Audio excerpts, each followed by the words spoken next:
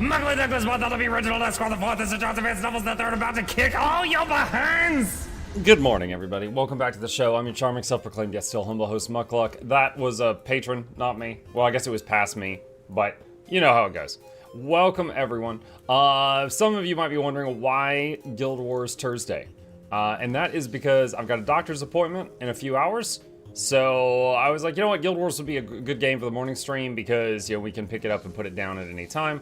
So we're going to be playing this for about 2.5 hours, and then I'm off to the doctor's office. So I hope you guys are having a good morning so far. I just finished my Pop-Tarts, and here I am. Guild Wars Thursday, yeah. Wednesday? No, Thursday. Guild Wars Thursday. Last time we had Guild Wars 2 on the wrong day. They announced Guild Wars 3. I was hyped. Yeah, Guild Wars 4 getting announced today. Whoa. Oh no, I broke NDA. Y'all aren't supposed to know that I know about Guild Wars 4. What is Pop-Tarts? I don't know if you're serious, but maybe it's just an American thing. It's just a very simple pastry, and you put it in the toaster. And so it gets heated up, and when the toaster pops up, the tart is ready. Pop-Tarts. And then you eat it. It's a very, very quick to prepare breakfast item. It's unhealthy but delicious.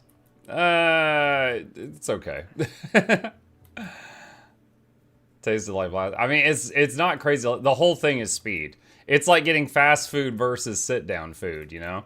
It's just like you open the wrapper, put it in the toaster, come back when you hear the pop, and eat. That's it. So it's just very easy to prepare food. That's all it is. It's not the most delicious thing in the world. In it, we made so much money selling bikinis. We've got separate teams working on Guild Wars 3 through 7. Yeah, all in different years. Muck, any tips and tricks about streaming? Because I might start one in about a month, but because I was fired from my work yesterday. Oh my god. Yeah. If you do exclamation content, there's a link, and on that link is a bunch of videos I've made, and the first video is the one I've got with the best recommendations. I would still recommend looking for another normal job, though, while you're building an audience. Because you can't just go from no audience to paying the bills before you run out of money. So one of my biggest recommendations is stream just as a side thing, as a hobby, while you're still able to pay your bills with like a primary job. And then if it takes off, great. But don't put yourself in a position where the streaming has to like explode or you're screwed. Because that's not good odds. Not good odds.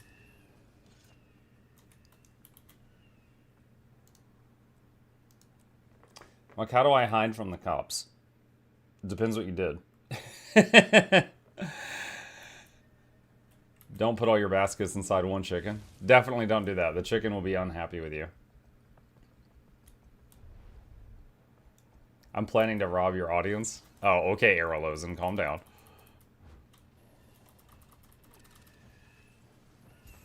Pay Muck to raid your stream twice a day. That doesn't really work. So, here's the thing. I would say, often, if a small streamer gets a big raid, the next day their stream is completely back to normal. There are exceptions. Like, if you get a big raid, and you like, let's say you're really interesting. You've genuinely got a charismatic personality, and you just haven't been discovered yet. And then you get a big raid, and you are just like super clever, super witty, then yeah, you could pull in a lot of followers and they might come back in the future and you can kind of blow up. But I would say like on Twitch, like 90% of the time that someone gets a raid, that doesn't happen. Mukluk is wrapping up Mutiny Monday in Guild Wars 2, answering chat questions on basics like dodging and jumping while goofing around mid-session. Thanks AI, but it's Thursday. I haven't mentioned Mutiny Monday or dodging or jump. That is the most wrong the AI has ever been. I wonder if that's all just from a different day. That's weird. That is weird. But yeah, raids often do not yield much growth for the recipient. There are exceptions, though. I've actually got another video on that same exclamation content webpage that's called, like, how to turn raiders into followers. Because, like, in general, if you get a big raid, and there's always big raids, like, it'll depend on your channel, but if you get a big raid, you should kind of pause everything you're doing, introduce yourself, try to be, you know, really witty, and because you got like 10 seconds to rope people in before they just like close the tab.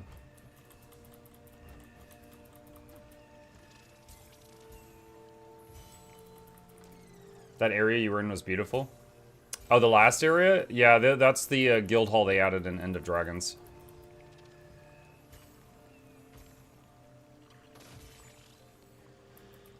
Muck, I know you're probably not the best person to ask, but someone's calling me or discussing his returning player feels if PvP has gotten more toxic than the last.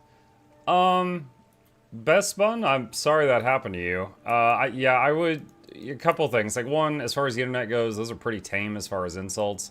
However, ArenaNet is kind of like a PG company. They don't really like that kind of thing. So if you right-click on someone and report them, I think one of the options is verbal abuse. It'll just send the chat logs over to ArenaNet, and if they think the person went too far, then they will do something about it. So you've got that if you want to try.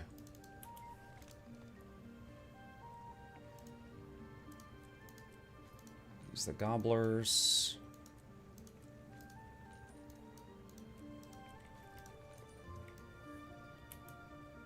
Okay, let's go to the alts now.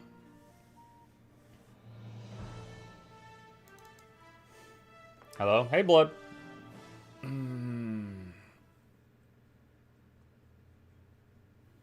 Your bags are so full. No, they're not. Look. Well, I just swapped characters. But no, they were not. I had so much room. Hi, Noxxi.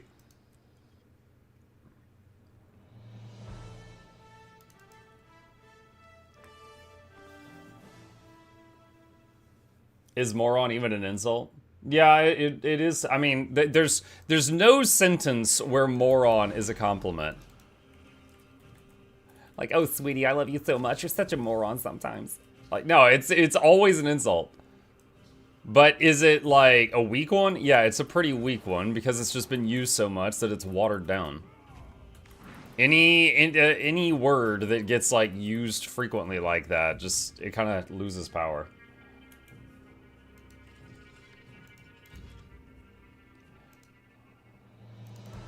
I normally play WoW, but started GW2 yesterday. Very confusing, but YouTube videos have been a great assistance. Nice.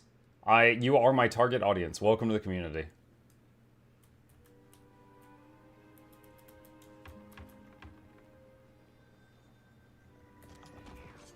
You were lucky this time.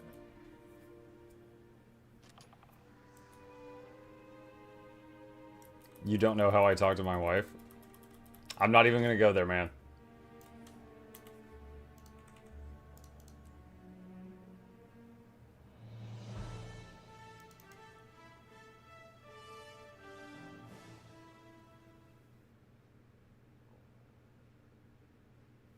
I will say, if that was one of your first things that you saw in PvP, it's not normally like that. I'm sorry you saw that. Like, in the last, like, 30 games of PvP, I usually don't see anybody say anything. It's usually just pings and map markers, and maybe a target marker, and that's it. Dear Antasy, thank you for the prime. Appreciate you.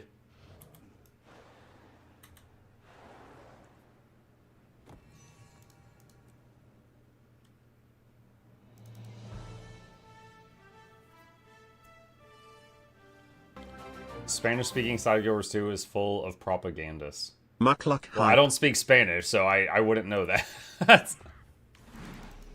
I could say no comprende. That's it. Oaken, thank you. Appreciate you.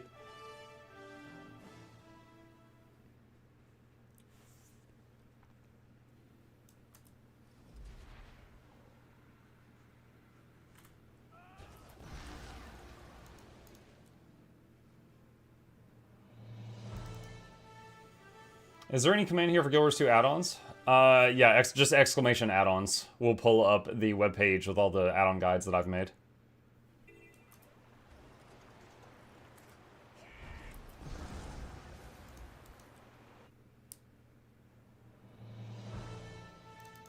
I'm playing Soul Beast at the moment, but working on Untamed. Nice! Untamed is one of my favorites. It's very effective. Thank you. Sure.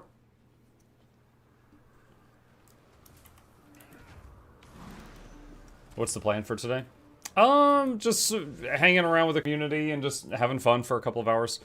In about 2 hours, I have to go, which is earlier than my morning stream normally ends. I've got a doctor's appointment about the vocal issues I've been having. And they're gonna try some stuff, so, but it's like a half-hour drive, so I've got to wrap it up early and get on the road to get there. So, about 2 more hours to just game and do whatever. What's happening with vocals? In December, I did an 18-hour stream. The next day I couldn't talk, and ever since then I've had constant throat pain, like right here. And the more I talk each day, the worse it gets. It kind of feels like something is swelling up, it goes from just painful to like a lump, and then it kind of goes back down, and it just keeps happening. So it's just kind of been like 6 months of chronic pain. And doctors keep trying stuff, and then give up, and then pass me to another doctor, and this is number 5.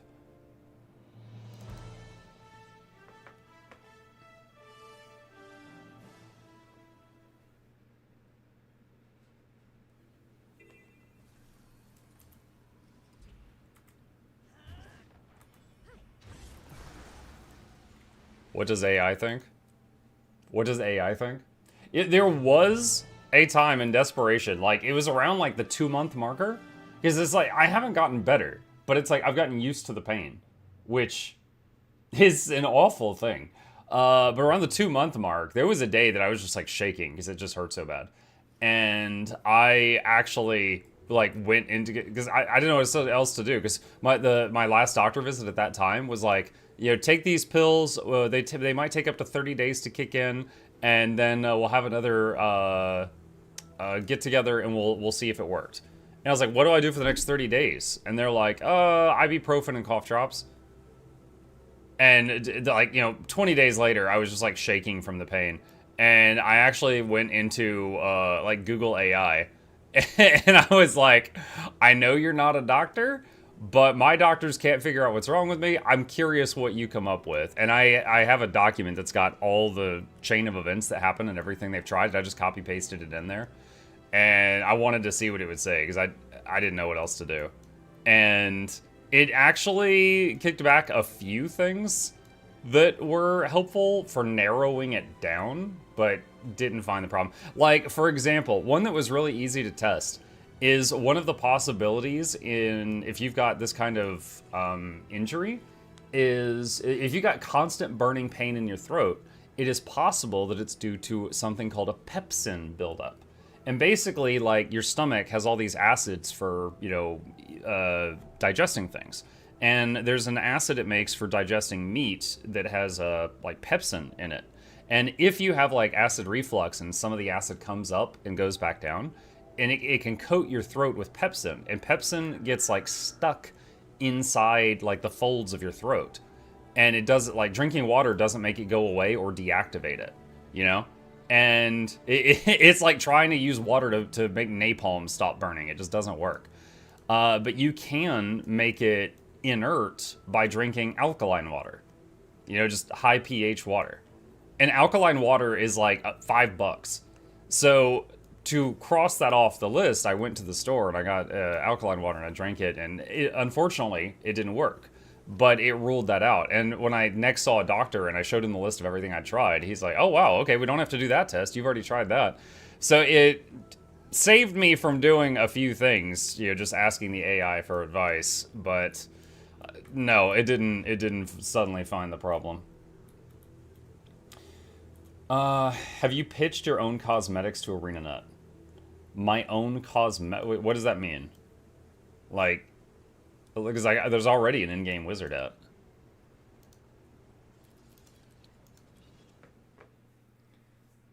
AI is moderately useful. Oh yeah, just take it with 10 whole grains of salt, right? It's like asking a student who got D's in school what they think about something, but they're right sometimes. It can be really, really dumb. But as long as, like, again, if it had been like, oh, you should cut your throat open to air it out. Like, obviously, I'm not gonna freaking do something that's stupid. But something like try alkaline water, and I'm like, oh, okay, that's harmless, and it's $5. Yeah, I'll try that to see if the pain goes away. So it was helpful for some simple things. Should Reaper use Greatsword and Staff for PvE? Necro has a lot of options for PvE or PvP. That is definitely viable. But it depends what you want to do. I would say, as a Necro in PvE, you would probably be going between the Greatsword and your Reaper form most of the time.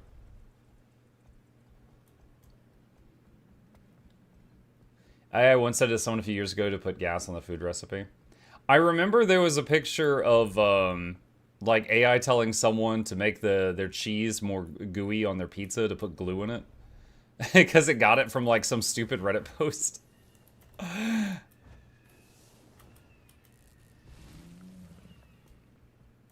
Mark down your War of World Disguise Day? Oh, I just zoned in here. I guess I should.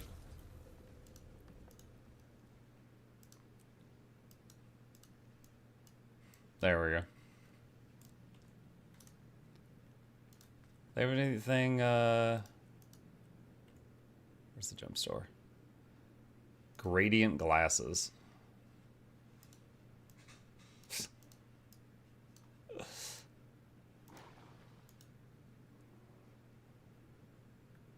Yeah, I think all that's the same as the other day.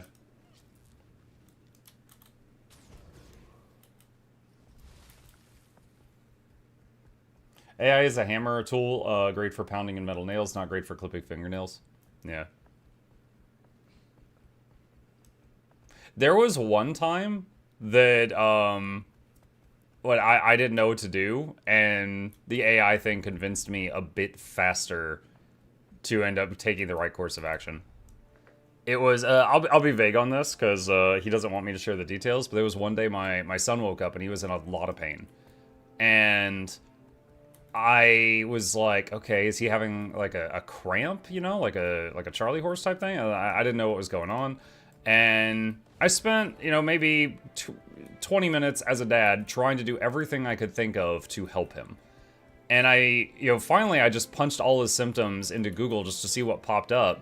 And it's like, oh, it's probably this. You got to get him to a hospital within 6 hours of the pain starting, or necrosis of an area not getting blood flow will set in. And I was like, what the hell? And I was like, I had already accepted that I didn't know what to do. So like at that point, I woke my wife up because it was like 2 in the morning. And I was like, we're going to the hospital. And we went there, and the doctors was like, yeah, it's exactly what you said it was, and he needs to go into emergency surgery. And he ended up being in surgery for about an hour, and they fixed him, and then a $30,000 charge hit our our health insurance. But yeah, it was like spot on correct that day. And I probably would have ended up there either way, but if not for the scare it gave me, it might have taken me longer to come to that decision. So, on that specific day, it put the fear in me, and that was exactly what I needed, and it got me moving. 30K WTF, yeah. Yeah, insurance covered a lot of it, but we still had to pay a few grand. They unfixed them until the money arrived. Yeah.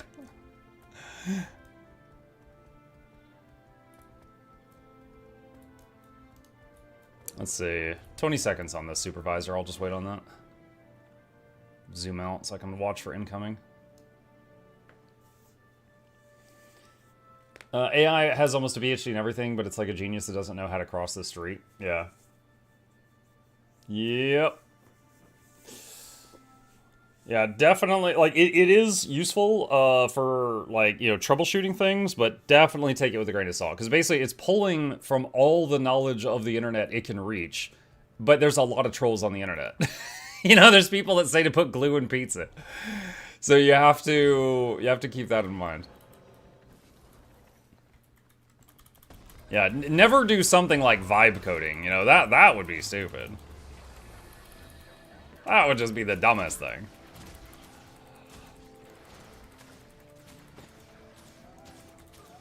I gotta tell you, doing these camps got so much easier when I figured out the line of sight tricks. Okay, Quartermaster, come here.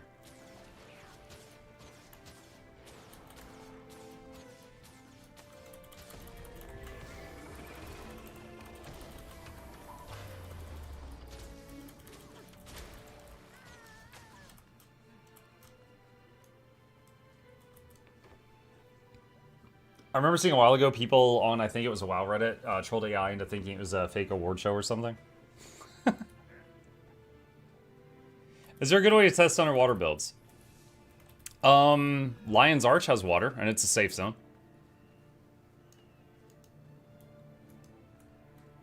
If you mean an area that has underwater target dummies, the only area I know of that has that is actually a VIP lounge, which is not great. And it's the, what was it, Thousand Seas Pavilion.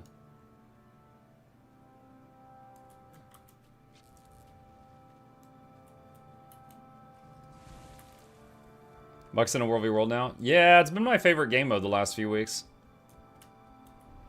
I've mentioned this before, but as someone who's played the game so much, PvE is like a script, and I know the script word for word, right? Like, anytime I do a boss, like, I've fought it 1,000 times, I know exactly what he's gonna do. But PvP, people can be geniuses or idiots. I never know what they're gonna do.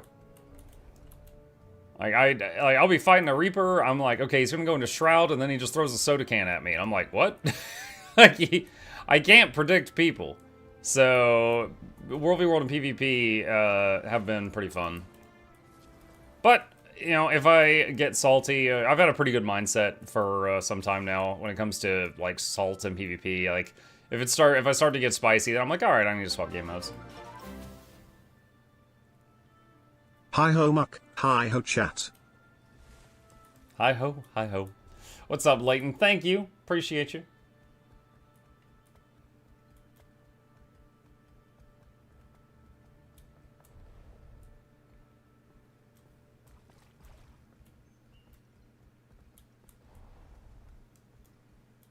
Got the outnumbered thing. There might be other dudes.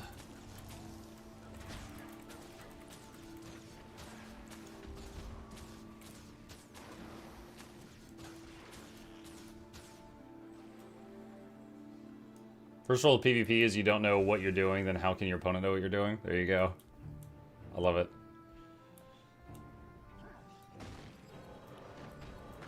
So this spot, get the Quartermaster.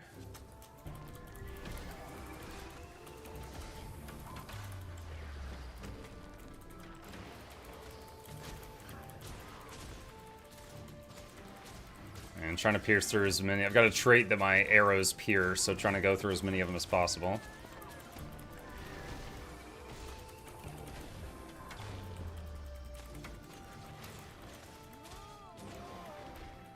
Nice. Nearly full health still.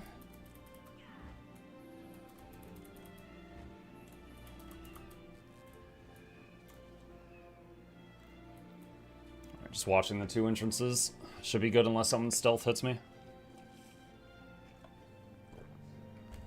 Another thing I've been enjoying about World v World is, you know, Druid is my most played class. Like, I enjoy Druid, right?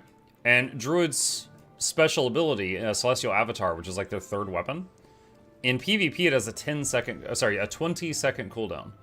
But in World v World, it is a 10.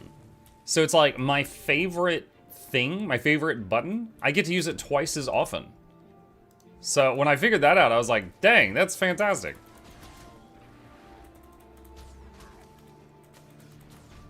I'm sorry, are you just running away? Okay.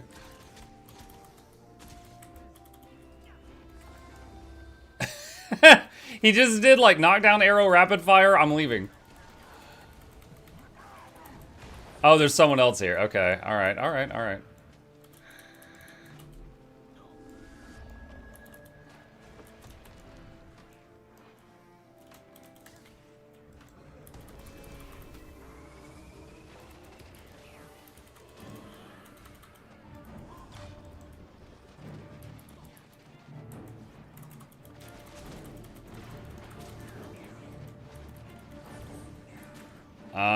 Yo, teammate, are you gonna do anything?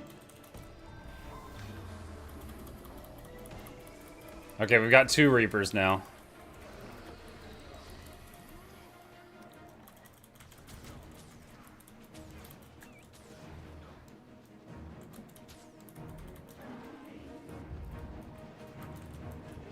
Oh my god.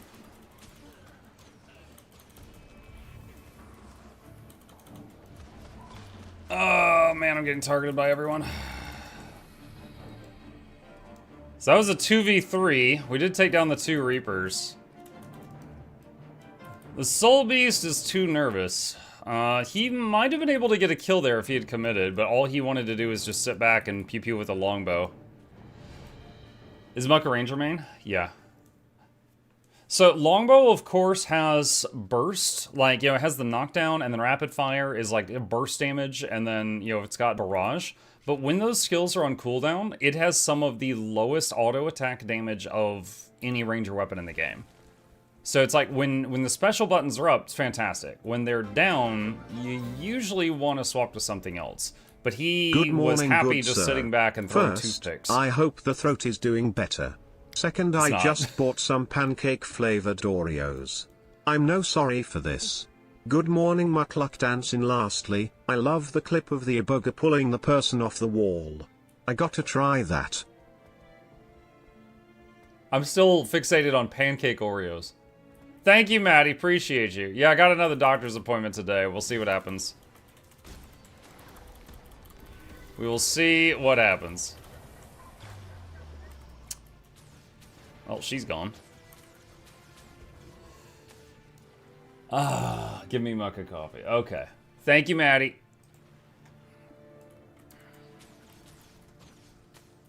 I do remember once in the store seeing, I think it was Reese's flavored Oreos.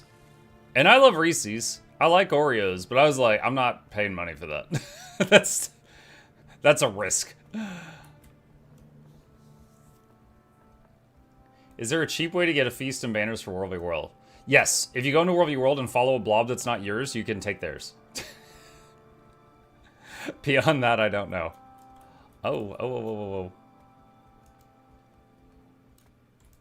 Is that? It's Troubadour. Okay. For a second, I thought it was the Devil Reapers and the Soul Beast. I can't click on that guy.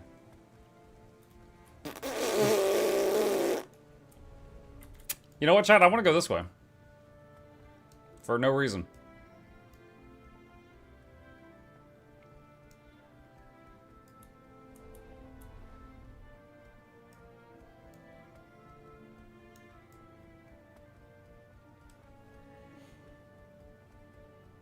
Hello, folks. Hey, Shifty.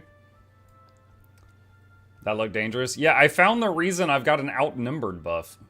Plus 9 pips, though.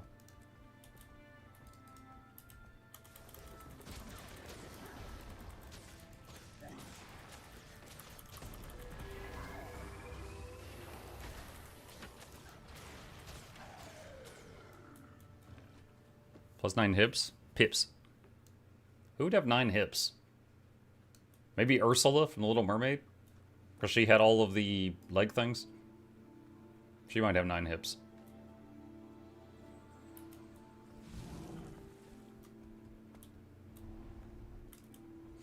Good day. Hey, X4. Do you ever play Scrapper in World v. World? I have. It's been a very long time. A long, long time ago. In a galaxy far, far away. I did play heal Scrapper. Like, I'd be in blobs and just, you know, healing and doing gyros and stuff. but not in a very long time.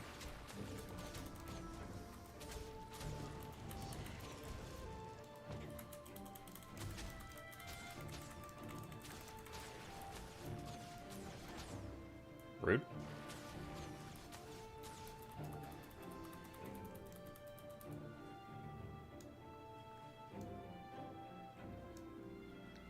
Does the bar fill for reviving? Yes, it does.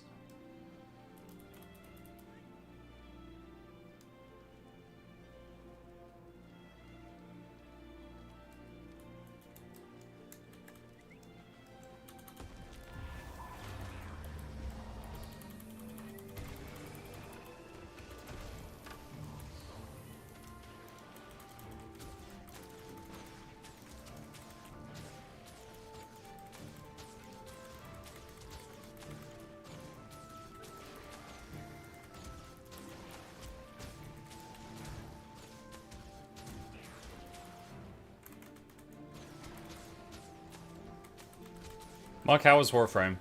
I've done 3 days of Warframe so far. Tonight would be number 4. It's fine. Like, my honest opinion right now is I don't love it yet, but I'm having fun. It's a fun little game right now. But at the same time, as a creator, like, holy crap, the audience is there for it. Like, I am shocked by the number of viewers that we get when I try Warframe. I think similar to Guild Wars 2, they enjoy watching new people struggle. So, I'm having fun, there's viewers there, so I will continue. But, I would say, like, there's a lot, like, I've already said I'm having fun, and I've already said I'm going to continue playing it, right? Because I'm about to say negative things, so I want to get that out of the way. Like, there are a lot of early game problems. I was considering making, like, a video, like, you know, MMO veteran tries Warframe, and just, like, rattle them all off. Like, there's a lot of early game problems. Like, if it wasn't for the fact that I'm a streamer, and if I get stuck, I could just ask chat, I might have quit already. Like, there's a lot, like, it doesn't even explain the HUD to you. Like, it doesn't explain, like, any of the information on the heads-up display. You just have to kind of figure it out.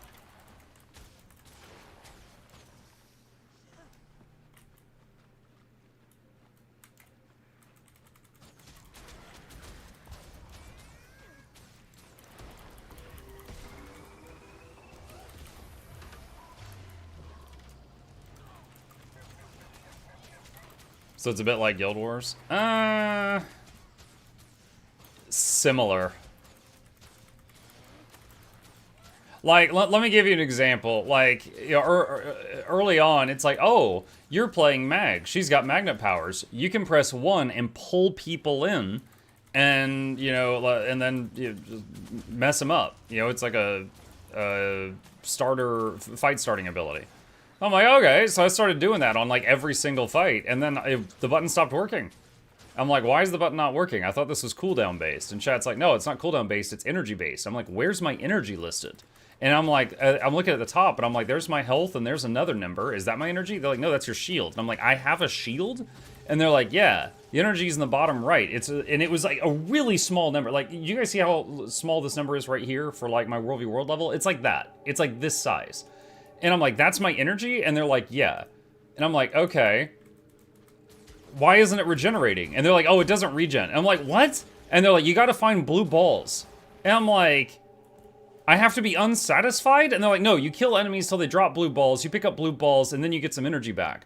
And I'm like, oh god. And I'm like, can I unlock mana regen? And they're like, it's not mana. Can I unlock energy regen? And they're like, yeah, but later. And I'm like, okay, fine. So it's just like, it doesn't tell you any of this.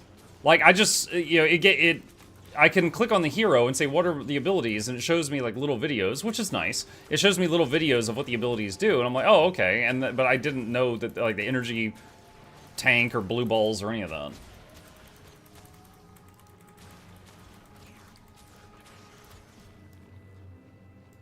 Okay. I have stolen the frogs. Back in the early years, you had to pay premium currency for revives, and your dog could die if you didn't constantly log in and take care of it. So it's a Tamagotchi. Mark, I know you probably won't play Marvel Rivals, but if your opinion, do you think it's okay to be able to break line of sight to stop said ground effect from doing anything to you? It definitely depends on the game. There are some games where... Okay, so here's a circle. There are some games I've played where if you line of sight the center of this circle, like that, basically an AoE damage field is sometimes coded where the center of the circle is the damage and it pulses out to the edge of the circle. So in those games, like you see this circle right here, if I have this here, in those games, if you run around that stump, it won't hit you. But then in other games, it's just like, oh, it's on the ground, it's the whole area. So it really just depends, because sometimes it makes sense and sometimes it doesn't, right? Like if the thing in the middle of the circle is like, I don't know, some kind of grenade and it's pulsing damage and you go around an object, it makes sense that you're not getting hit by that anymore.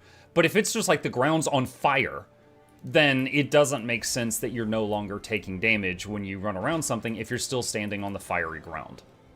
But that is just a question of how did they code it?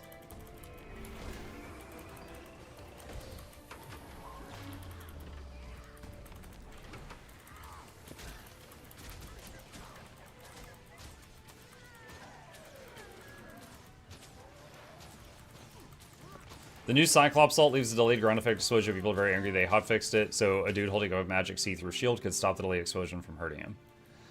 Okay, I will say I have seen people whining about the Cyclops, and I think his whole kit looks overpowered. So, okay, I'm sure everyone here who's cultured knows who Cyclops is from the X-Men. They just added him to Marvel Rivals. I have seen videos of him basically flying by eye blasting downward. So he's just like, you know, blast, jump, blast, jump, blast, jump, and he's flying across the map. Then he switches to a different thing, and he blasts, and it's like chain lightning, which is something I never saw from the X-Men comics or the show. I don't know where that existed. Been a while, hope you're well, Muck. But it's like, I've seen clips of him firing his eye beams, and it like just bounces through the entire enemy team. And then, yeah, his ult is basically he aims down and then pulls his head up, and it just makes a massive, like, swipe of his beam. And then, like, a moment later, there's a huge explosion, and it's just big damage. But yeah, compared to what the other DPS in that game have to do, he kind of has the look of, like, oh, newest hero, most overpowered kind of thing.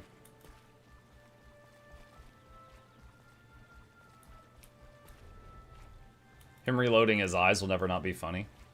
They should make his reload animation putting in eye drops.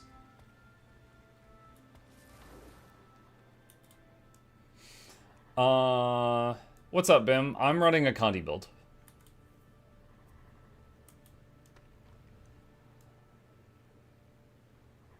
Cyclops beam is actually an impact beam, not a heat beam. Yeah, there was that whole thing with the punch dimension. I think they retconned that, though, because it was so stupid. For those that don't know, you know, Cyclops is the X-Man that shoots the red lasers from his eyes.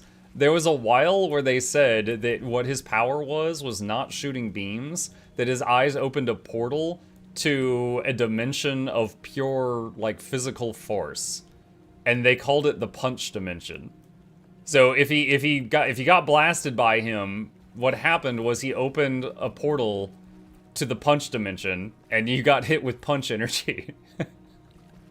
And it was so stupid that I think that they retconned that. But that was in there. That was a thing for a while.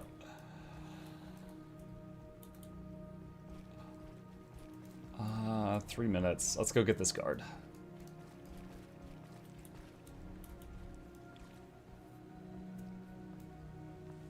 It's still canon. There's so many comics and stuff, it's hard to keep track.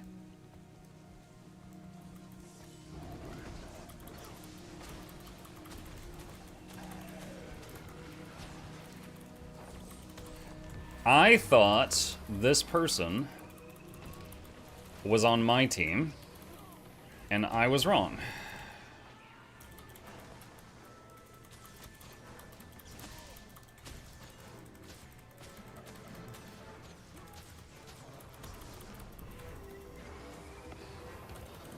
Woo! Beat an amalgam.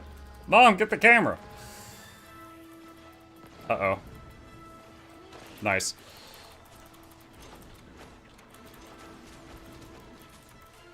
Don't pull me into that. Don't pull me into that. Don't pull me into that.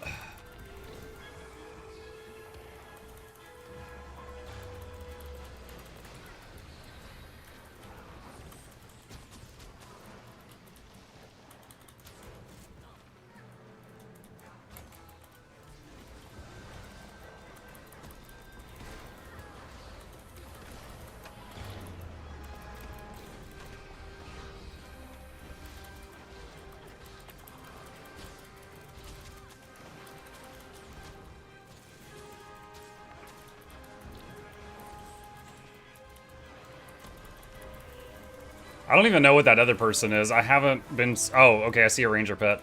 Oh no, he's back! I'm in danger. Ha ha ha ha. Go away, you six-piece chicken McNobody. I already beat you.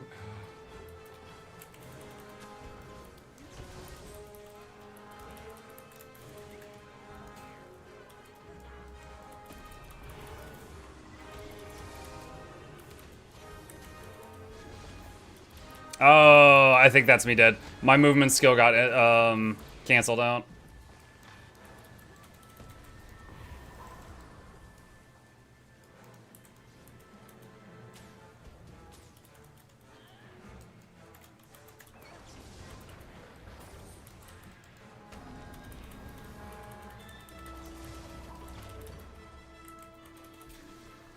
Ah.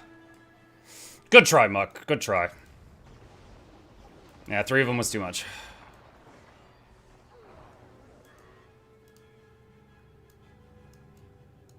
Oh, they got our keep. Oh my goodness.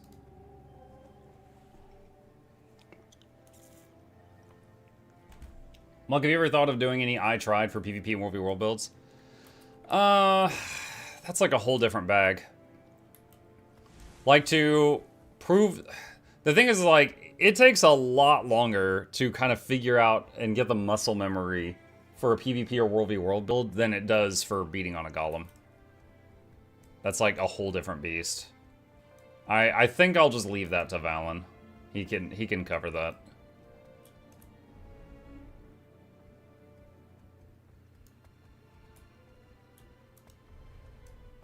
Oh wait, we've got a tag in the keep. They need my help.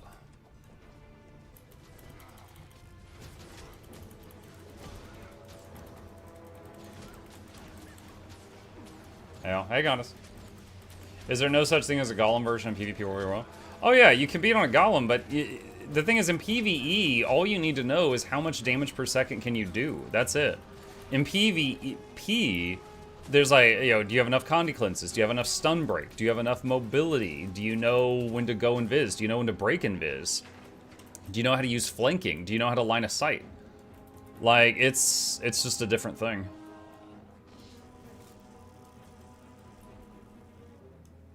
Nice. I got our keep back, chat. And these people helped.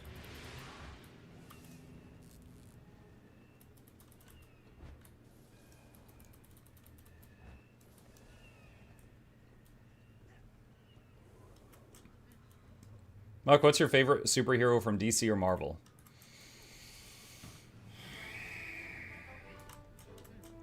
As a kid, my answer would be Nightcrawler. I thought he was really cool, and I especially loved when he was in that one X-Men movie when he was attacking the president, and he was just like poof, poof, poof, poof, poof, poof, poof. I was like, yeah.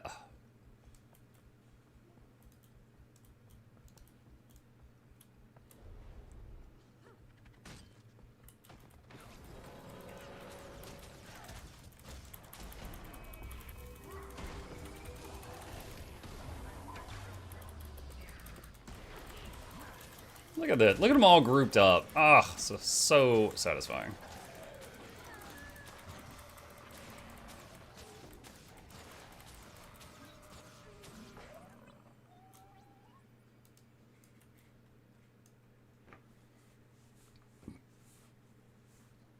Do you know how the original flanking mechanic worked in Magic the Gathering?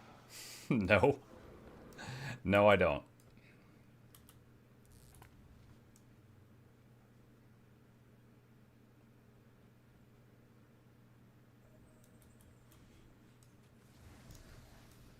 Why Guild Wars 2 today? I've got a doctor's appointment this morning, so the stream has to be shorter. And Guild Wars 2, I can kind of stop and start at any time, so I was like, all right, I'll just do Guild Wars 2 for a couple of hours, then head to my appointment. The morning game I've been playing was Terratech Legion, and Terratech, like each run of it is like a half hour, so it might be more awkward.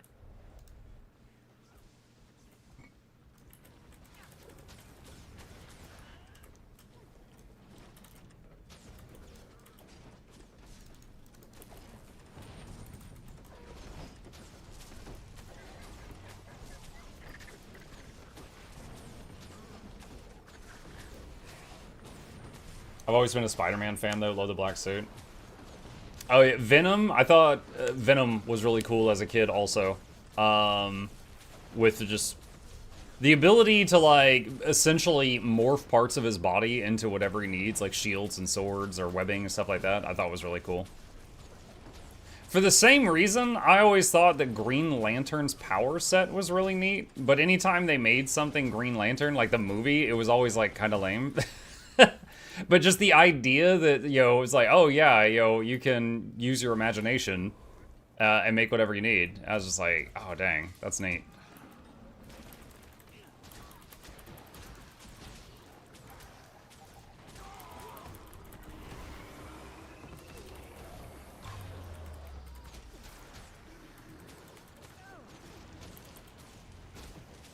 Venom's lore, he eats brains, but now eats chocolate.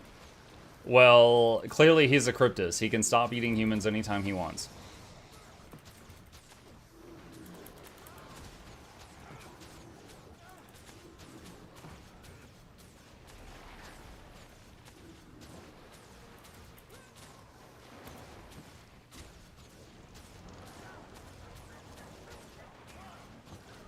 Caliban, that is weird.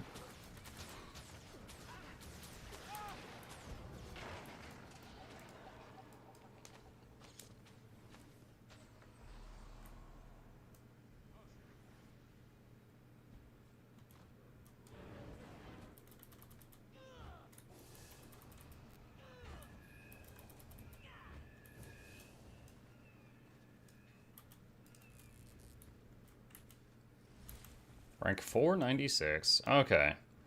We got our area back.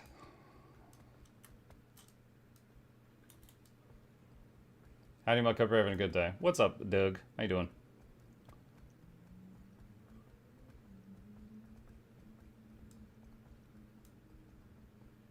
The second thing, Caliban.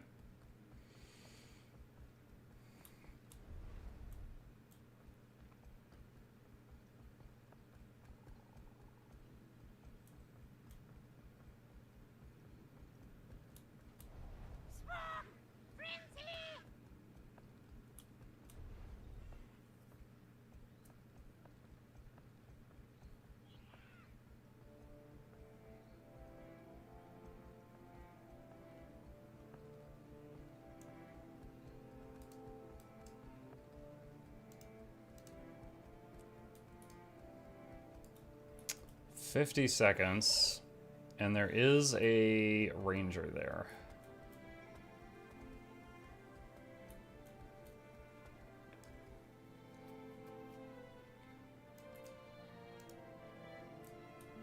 He didn't want none of the heat, chat.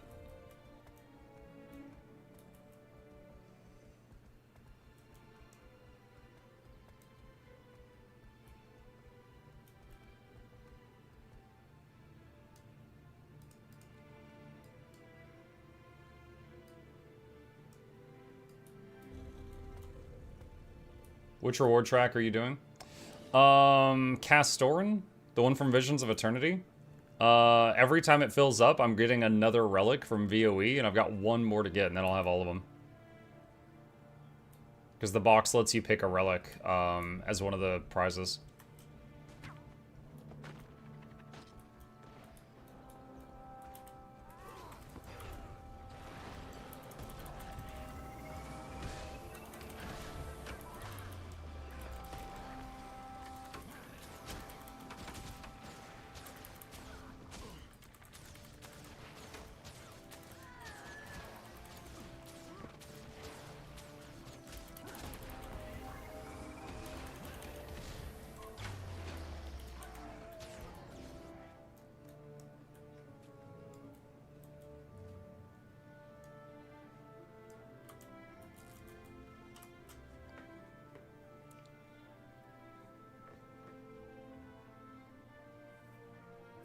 The scouts that give permanent blindness are the bane of my existence. The char guards that constantly throw bolos to immobilize you, and then they like shoulder you and knock you down. Those are the ones that I dislike the fighting the most.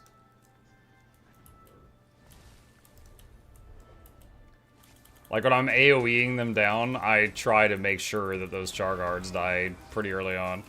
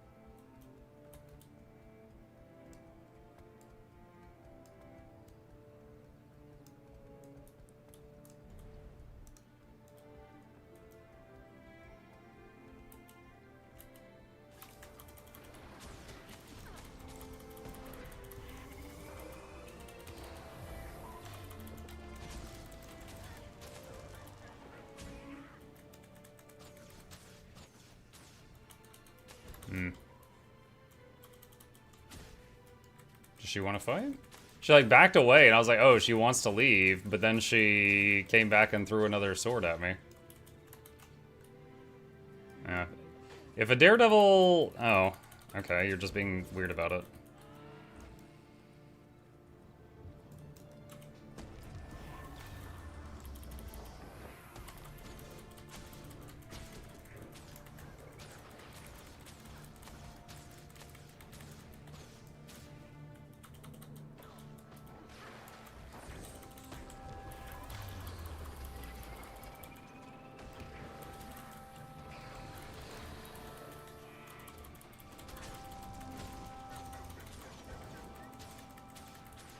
You got a cleanse? Nope. Too much run and not enough hit.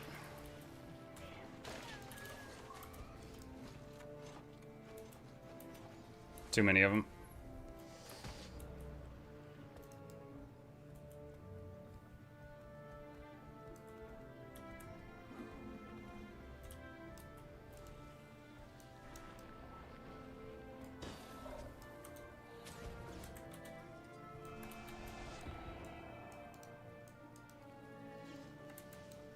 Interesting playstyle. What, the lady I just fought? That was just typical thief.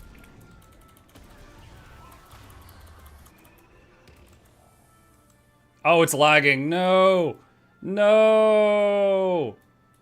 Oh my god. Wait, dude, this is... Yeah, okay. Alright. Good fight. That was a massive lag spike at just the worst moment.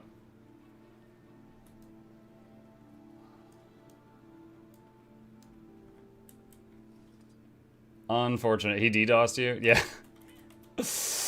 I was too powerful. They had to hit me with AT&T.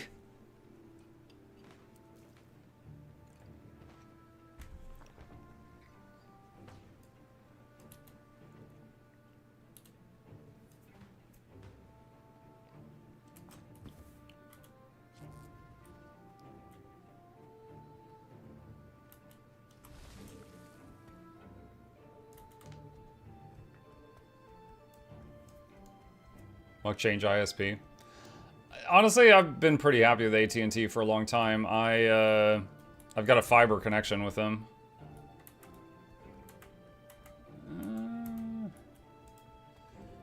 Yeah, I'm willing to fight them one-on-one, but not... I've fought that Deadeye before, too. That Deadeye really hurts.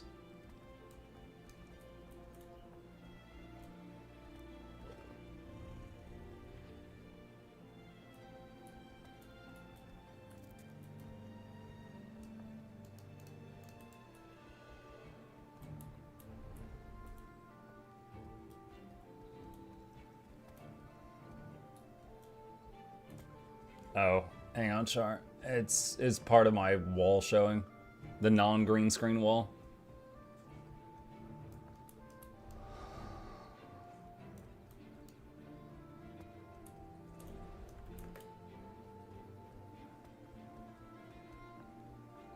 Do American ISPs still have monthly traffic limits? It depends on the plan you get, I think. Like you can get internet really cheap if it's, you know, if it's throttled like that. But like I pay a flat rate. I don't even remember how much it is just for unlimited fiber connection every month.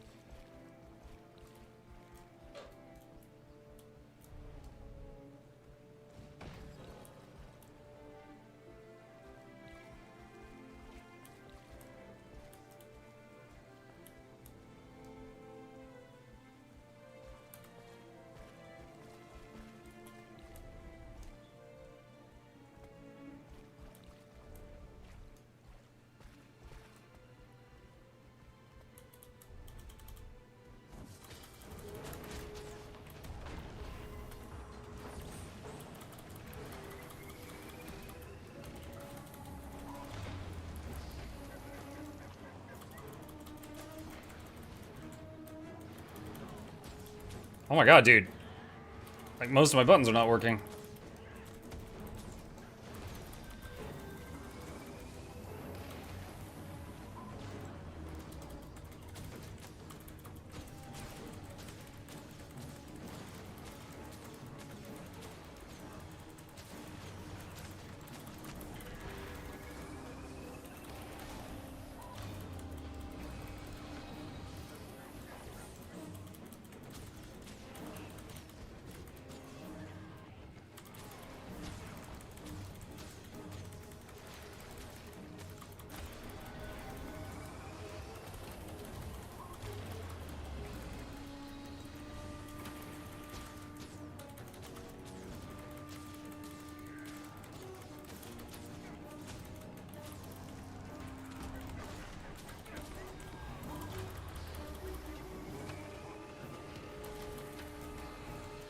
A lot of condies on you. A lot of condies on you.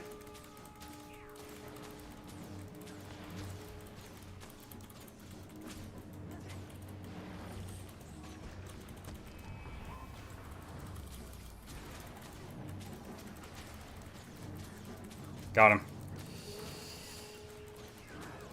Good fight.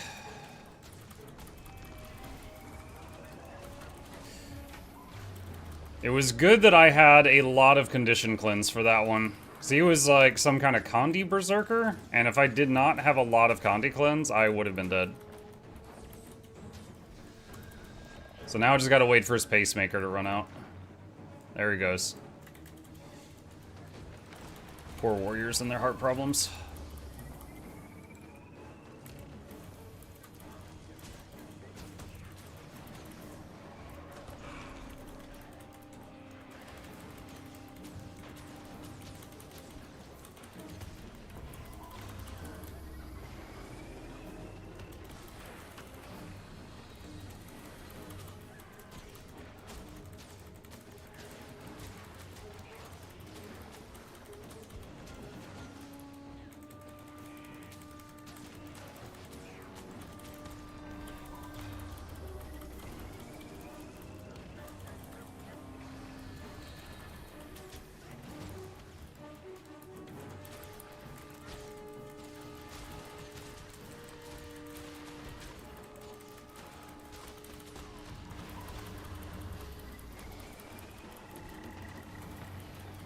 Oh, I think I'm dead. I wanted that kill, but it ain't gonna happen.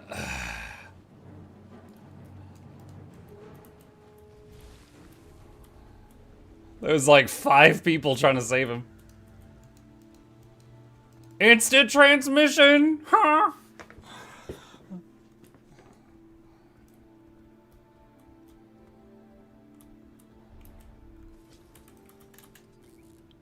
Took my one dead warrior and ran away with it, Jet.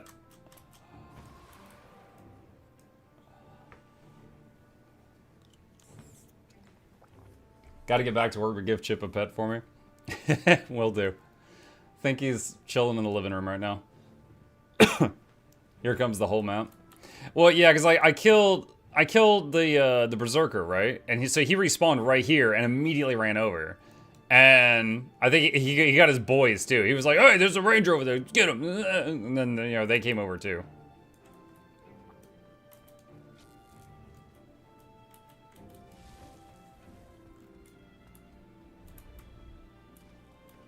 Dragon Hunter, Gale Shot.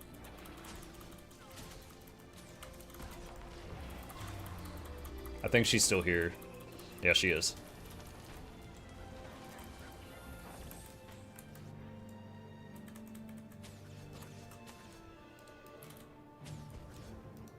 Oh my god. Dude, there's so much lag today. Like, nothing as bad as that earlier spike, but it's just like, I frequently am hitting buttons and they're not happening. Alright, I caught their Paragon.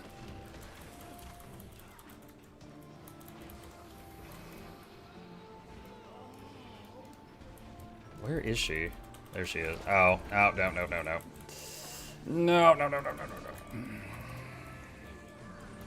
Okay, yeah, I didn't even see a chain. Alright, yeah, that's too many.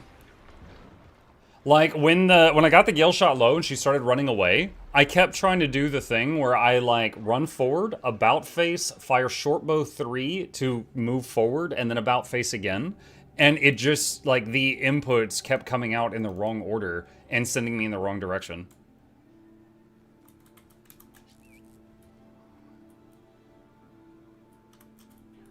Like, hang on. That is what I was trying to do. But it just was not happening.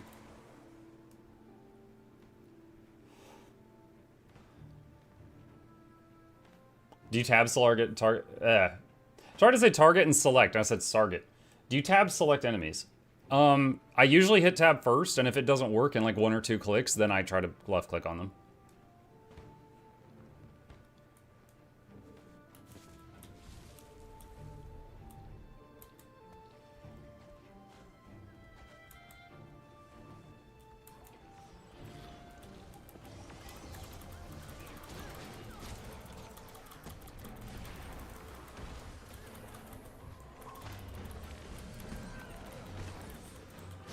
Oh, they put reveal on me.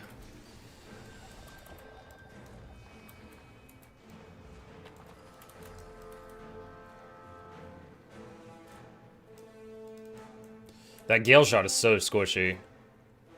I want to get them, but the other people are protecting her really well.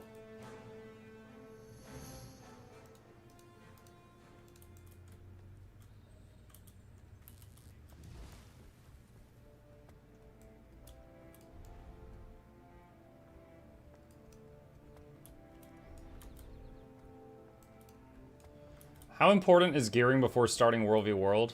Not very.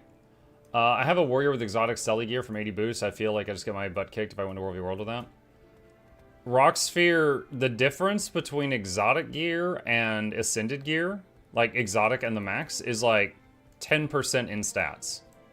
So you are like 90% as strong as the strongest Selly warrior right now. The main thing that you need is simply to learn how to play well. That's it.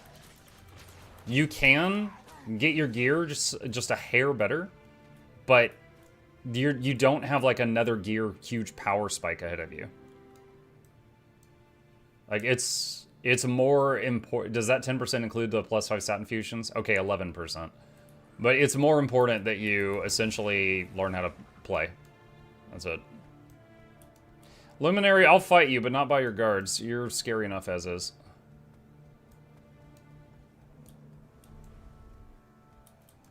That was the most polite get good I've ever heard. Well, that's the thing. Like, warriors, for example, especially, I would say warrior's a high skill cap character. I can't play warrior well.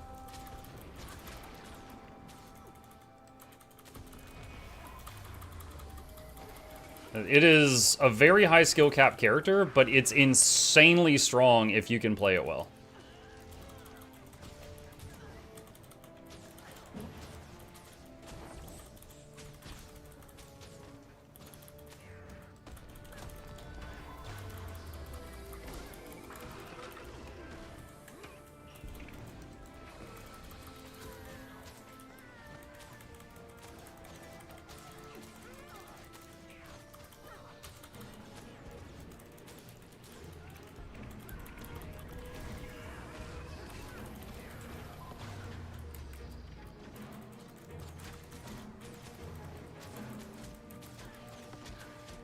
And I'll tell you, and you can do what you want with this information, as a not warrior main who occasionally fights warriors, the #1 warrior I don't want to fight against is a spellbreaker. A good spellbreaker, like, I can't play the game. They can chain CC and stun me.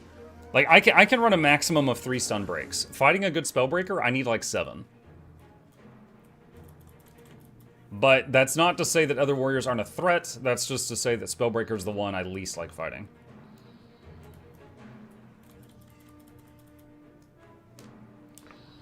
I have definitely lost fights to all brands of warriors at some time or another. Like, I fought a Berserker just a few minutes ago, if you want to rewind the VOD, and he was solid. Like, the main reason I won is just because I carry a lot of Condition Cleanse in this build. Otherwise, he would have killed me. I could totally see his build killing anybody running less Condi Cleanse than I do. How good is Paragon? It's quite good. You can play a DPS Paragon, or you can play like a Heal Your Friends Paragon, but both quite solid. Whoa, whoa, whoa, whoa, whoa, whoa, whoa, what was that? Oh, I killed you earlier.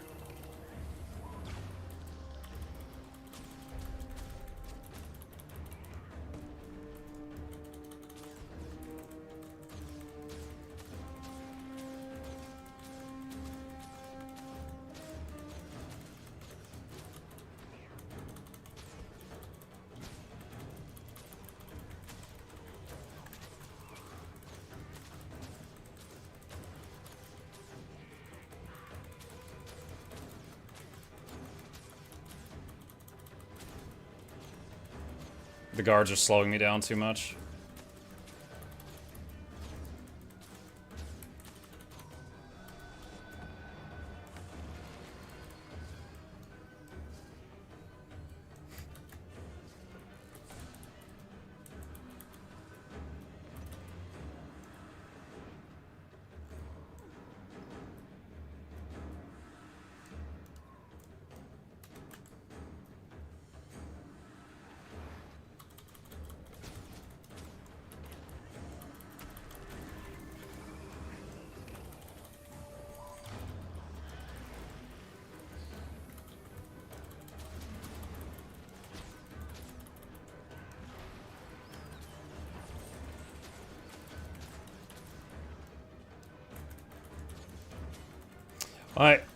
I could totally see that thief killing some other builds.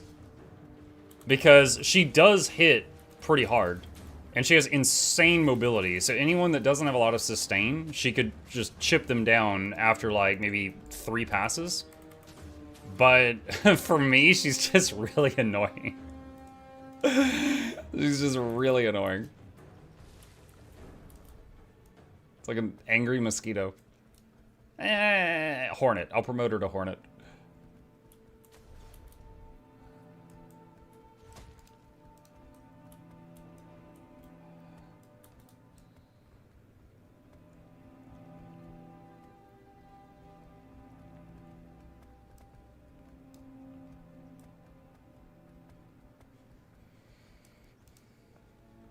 Oh, I saw someone there.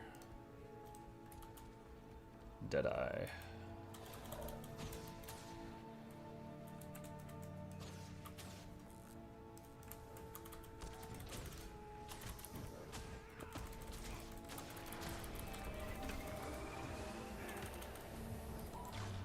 He might be there. Okay, he is. I was gonna say, he might be there, he might have teleported.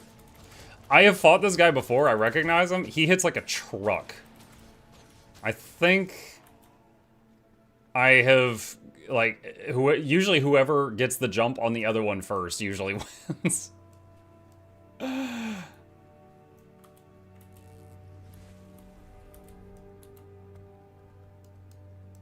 But very, very fragile. Like, comparing him to that other thief, he is, like, with the hit and run, he's more hit, less run. But hits really, really hard.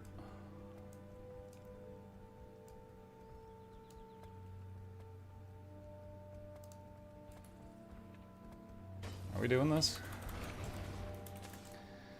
Alright. Luminary.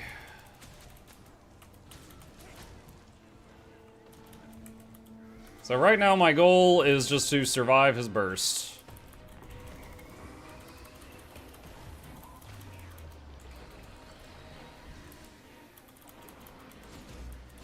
Ah, okay, they don't want to do a one-on-one. Alright.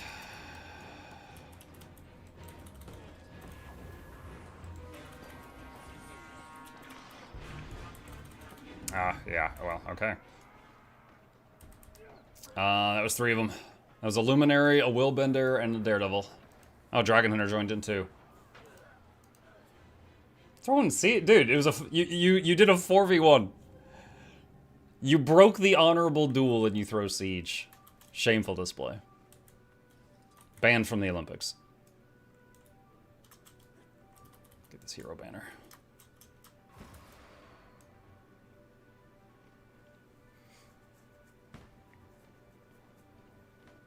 Unlucky burst after pull. I think the biggest thing that kind of cemented my death there was after he pulled me, he did the Guardian Hammer move that makes like an area that you can't leave without stability. So the moment I got pulled in, I did lightning reflexes to like flip out of that, and it failed. So I was like, oh shoot. And I got crunched after that. Hey Neof, what's up? What's your favorite seasonal event in Guild Wars 2? Probably Halloween. Maybe Super Adventure Box. I like the skins from both of those. Like, I'm trying to figure out what to main in Guild Wars 2, and I know that isn't possible since it's really alt-friendly, but I don't want to be swapping between 3 to 5 characters each day to figure out what to do. My goals are endgame, raid, CM, subject content, whatnot has to offer. So, Fraki, any class can do any of those things. So, in my opinion, the most important thing is which class is the most fun for you to play. Like, which one do you enjoy the most? Oh, there's way too many people over there. I might die here, but I'm gonna try running through them anyway. There's just too freaking many of them.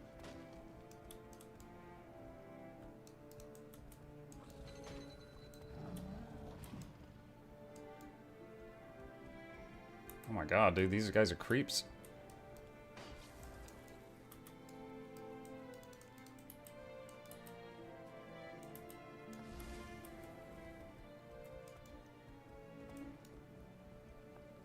What does throw siege mean? It's basically BM. I'm sure you've heard of people teabagging in other games. Essentially, they started building a catapult on top of the dead body of the person that they want to make feel bad. But it's like imagine you win a 1v1 against somebody. It's like, okay, all right, this guy, he can shit talk, you know, he beat me in a 1v1. But it's like if you kill someone in a 10v1 and then you throw siege on him, it's just like, oh, okay, you're just a jerk. It's like, okay. All right. But yeah, it's World v World teabagging.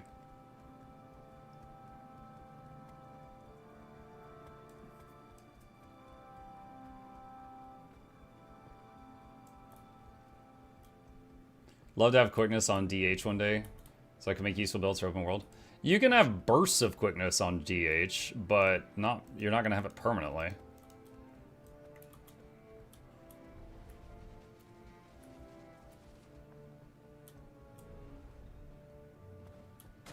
Hi.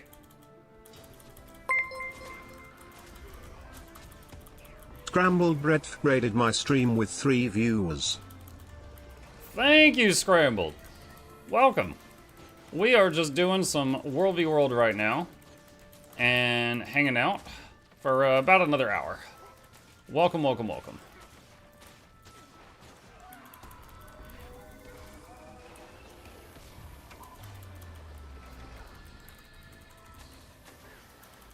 Mini raid? Yeah, it's not the size of the raid that matters. It's how you use it. I appreciate it, truly.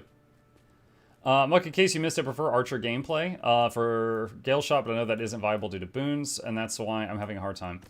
Not viable? Wait, what do you mean?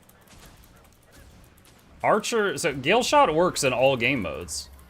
It's just a question of, is that what you want to play? Oh my god, she hit me so hard there. No, my movement skill got interrupted. Stop touching me!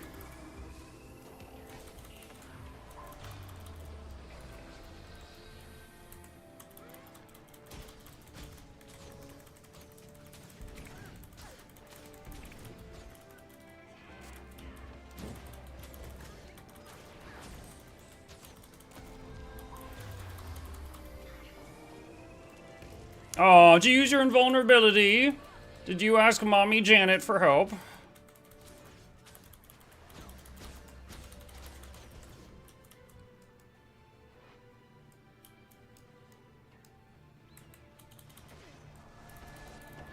Hello, just passing through. If you guys could take care of this luminary, I appreciate it. There we go. Or dragon, whatever she is.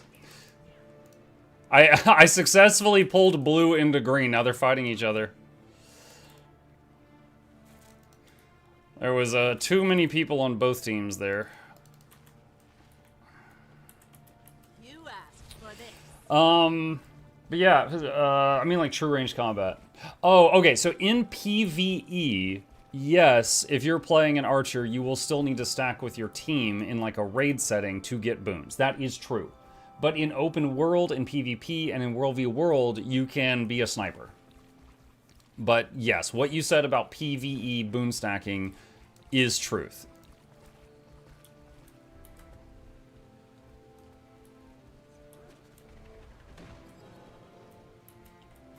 Alright, we're gonna try to line of sight these over here.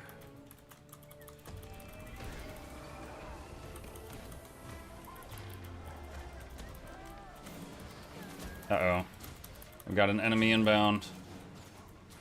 Enemy, it's a ranger.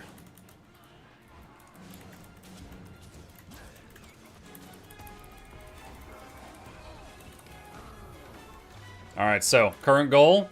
We run circles around the house and keep killing the NPCs and avoiding the ranger until I have to fight him.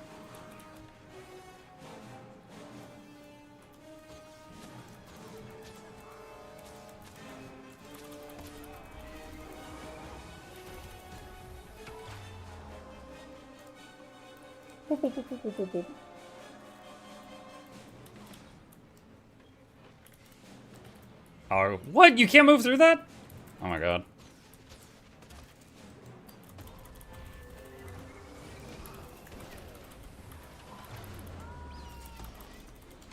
Are you sure you want to stand there? You walked into my AoE, dude. Are you sure about that? No, come back. We were talking. I just want to talk.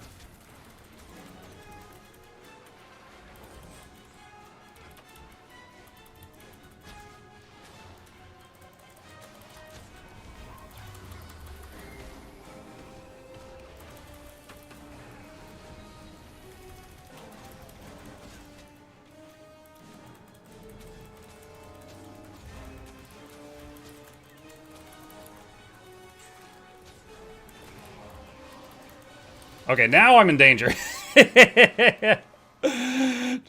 Suddenly there's 4 people. Daredevil, Soul Beast, Core, Necro, and a Reaper. Oh, that was funny though. That Gale shot, my plan was working perfectly. Just keep kiting around the house until I finish killing all the NPCs, then I deal with the Gale shot. But then the Gale shot got impatient and he got too close to where I was already AoEing the NPCs, so when I turned my attention to him, he already had like 10 conditions. I was like, yeah, you sure you want to stand there? Why short stream? Doc appointment. About my my voice that keeps going out. Doctor number 5. This one specializes in nerve pain, and they want to do some tests to see if it is a nerve. I don't know how confident I am that it is a nerve, but I'm happy to let them do their tests. Well, not happy, because they'll probably charge me like $1,000 or something, but you know.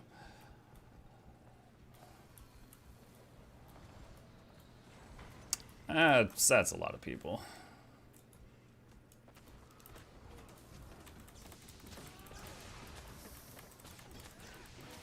I probably don't have time to do this. I wanted to kill all their siege, but I don't think I've got time before the horde comes flying out of that tower.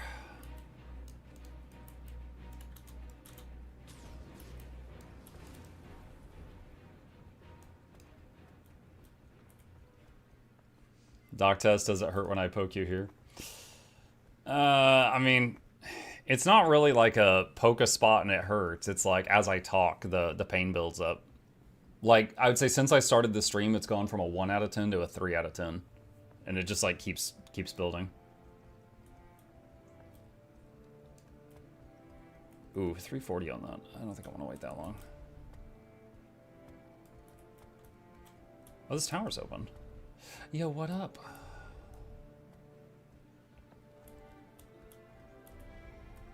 Oh, it's blue.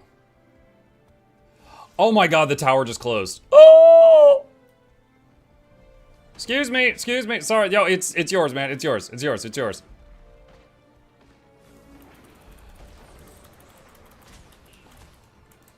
Ah.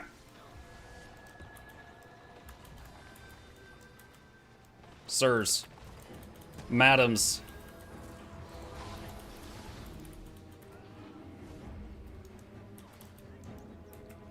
You guys are jerks, you know that? Jerks! I gave them some entangles on the way out. That was very unfortunate. Wait, what? Oh, okay. What? What is happening? How did I just rally 3 times? What even died? Maybe the grub I entangled? That might have been one of them. I don't know what the others were. That was really funny.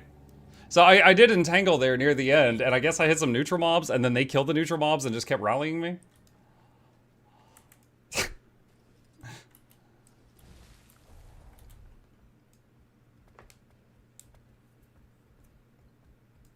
There was a time when dots didn't work on Siege.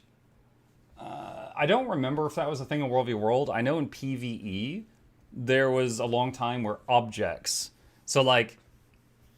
I remember in Queensdale, 14 years ago, and it's like, oh, destroy the Centaur camp. And I had some kind of weapon with bleed on it, and it didn't work on the Centaur camp, like tents and stuff, and it was awful.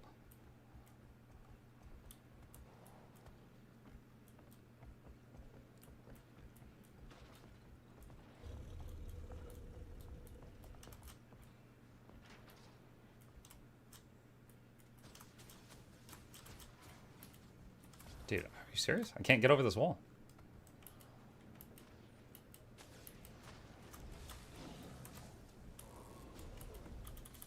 You're going to die here.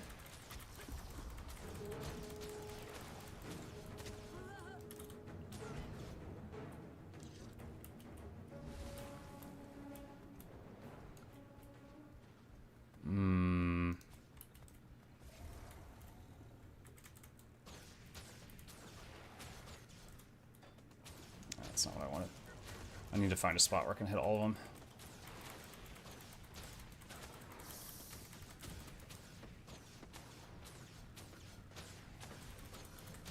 They're not close enough together to use Astral AoE, so we're just going to do this.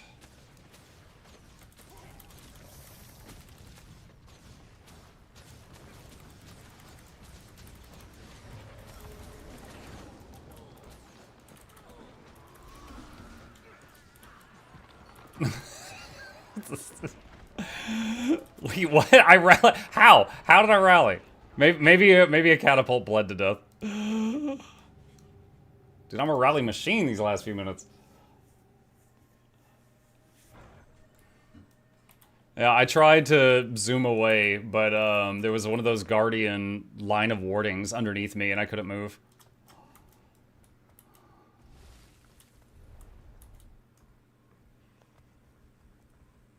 A-net partner privilege rallying muck. Yeah, so we've given you the ability to swap servers, early access to Guild Wars 3, and you will just rally at the most random moments. Oh, that's wonderful. Thank you.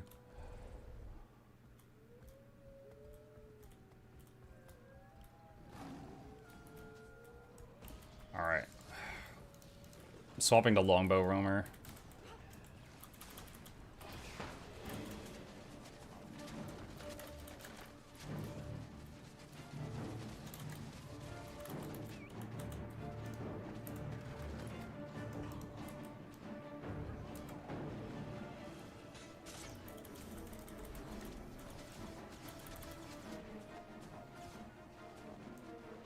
How was that barrage not? I have a barrage there. It didn't hit anybody. The heck?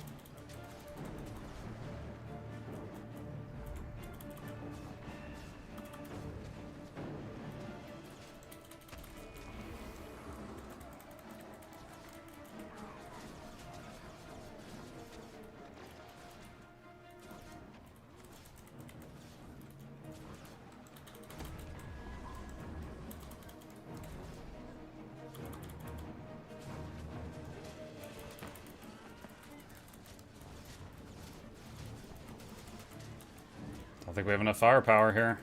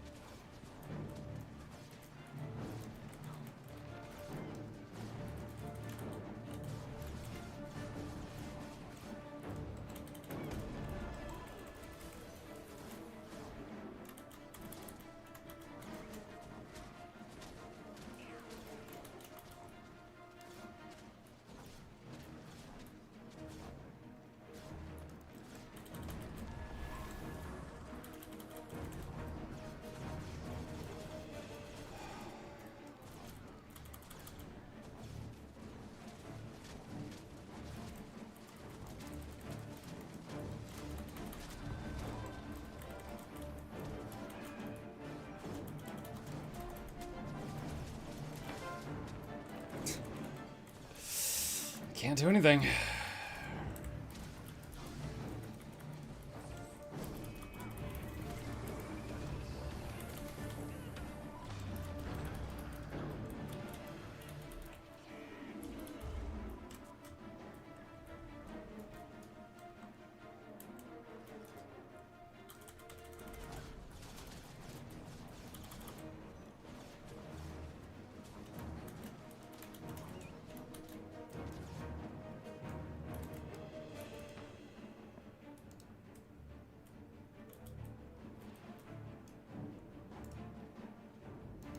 I'm gonna swap to arrow cart build just to harass them as long as I can.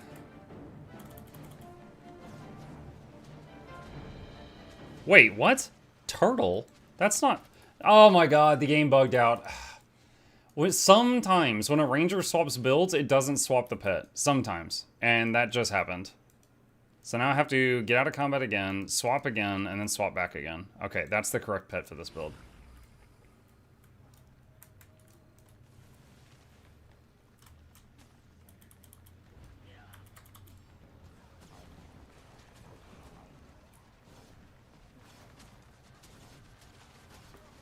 Oh my god.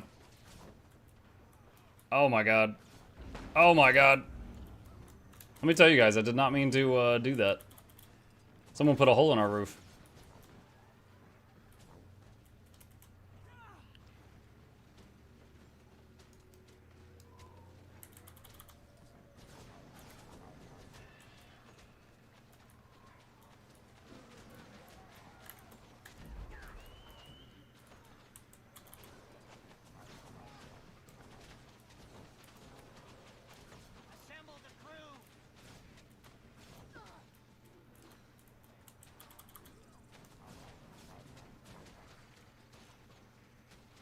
Yeah, at this point, I'm putting damage into them, but unless we've got more people doing the same, we're not going to kill anybody.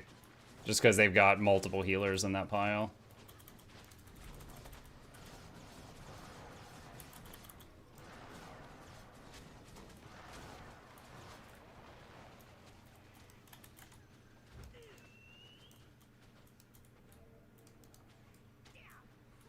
Did an NPC just knock me off the wall? I didn't know they had that. Oh, wow. Awesome. I love how my movement skill moved me 1 foot. What the hell?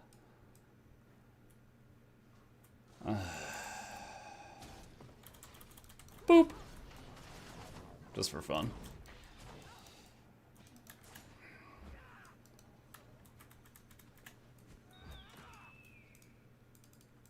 I would like to swap builds, but I'm stuck in combat.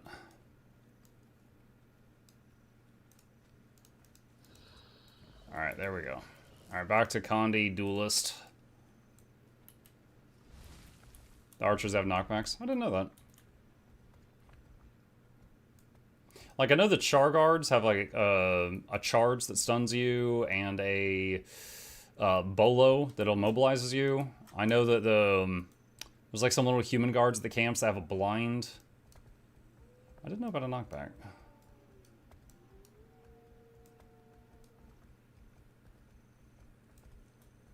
What was the guild tag on green? Oh, I don't know. I don't have a habit of looking at that. Oh, the gate's open. What the heck? Okay, there's other people here. I was gonna say, my build can solo tower guards. I just don't often like doing, you know, breaking a wall. Oh, nice.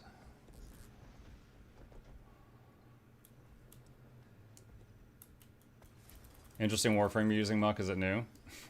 Yeah, chibi frame.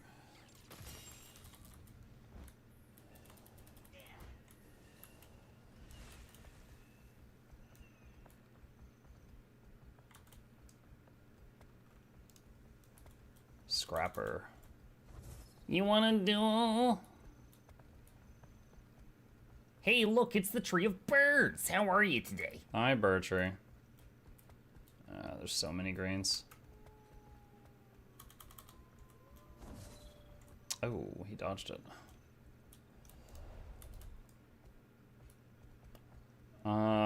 No, Bird, I'm streaming until my doctor's appointment. So about 45 more minutes, and then I gotta head out because it's like a 30-minute drive.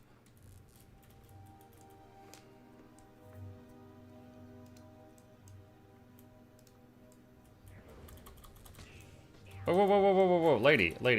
Lady. I've killed you twice today. It's the Hornet, chat. She's back. Just go away. Go kill other people. I know you can.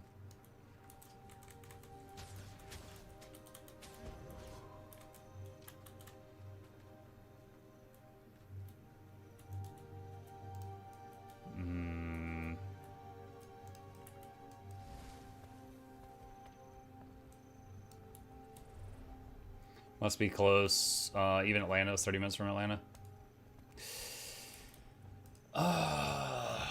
I don't want to say too much, but yeah, it's probably a 25 to 30 minute drive. I don't expect traffic's going to be too bad at this time because it's going to be like around noon. And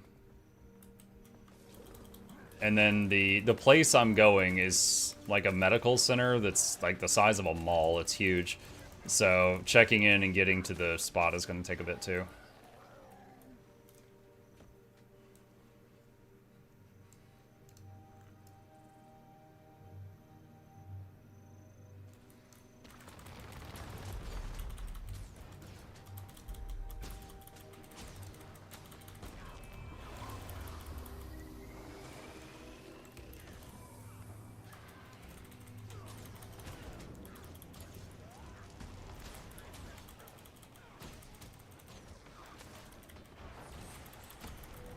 Why are you both on there?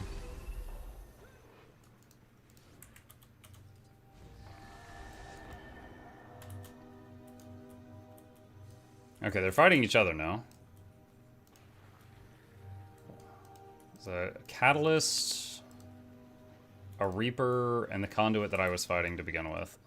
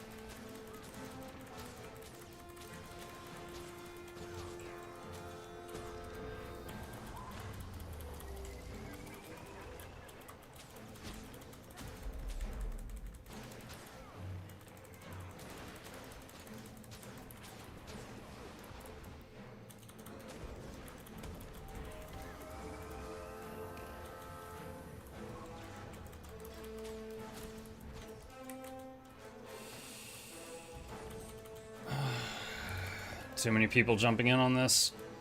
Conduits are pretty imba. Not quite, like, on a scale of 1 to Amalgam, they're like an 8. But a Conduit is strong enough that it takes, like, all my focus, and if it's a good one, and that is a good one. And the other people joining in is too much. It's too much.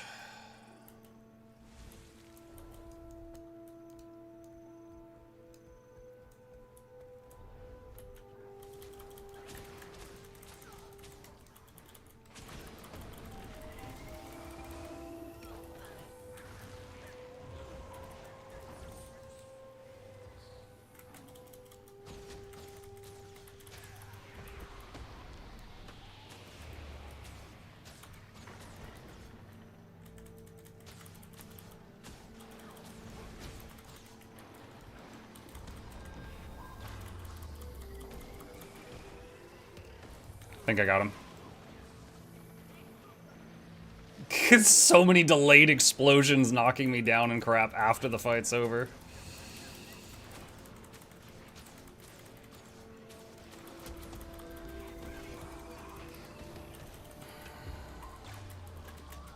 Alright, I'm gonna focus on this Reaper now. I know the Conduit takes an hour to kill. I do not know about this Reaper. Good news, she takes less than an hour to kill. There is a small chance. I want to load her up with Condis, because these other animals, when they die, they might rally her. Okay, they didn't. She never hit them. She might have gotten the rally treatment that I got earlier, and I was trying to be ready for that.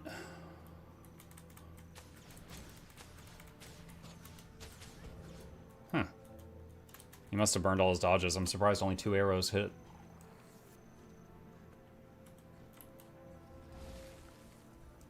You might have caught her when her life force was low. I mean, I immobilized her when her life force was full and then beat through the whole life force bar. Care to give a little tier list for PvP and fractals before you go, or would that take too long? Honestly, I don't know that I have that information. I can tell you, like, I'm a ranger main, right? So I can tell you, like, things that I struggle with. I think most of the new classes are really good. If, you know, most people would say that they're really good, maybe a little overpowered right now. So, you know, the Ritualist, the Conduit, the Amalgam, the Luminary. Willbender has been good for years, and that hasn't changed. What else? Let's see.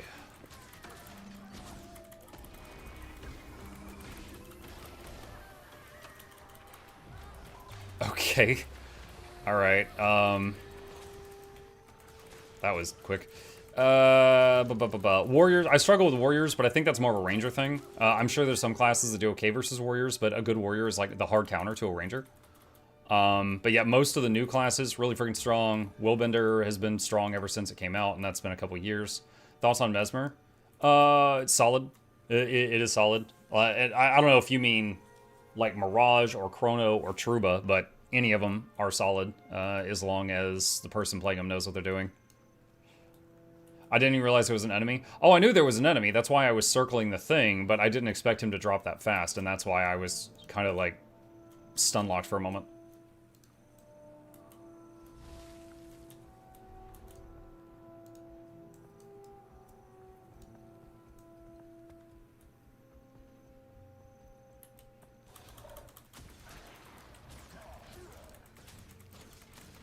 Oh, crap. Alright, so what I did there was a big risk. I did 2 seconds of invisibility, and then I tried to juke to the left.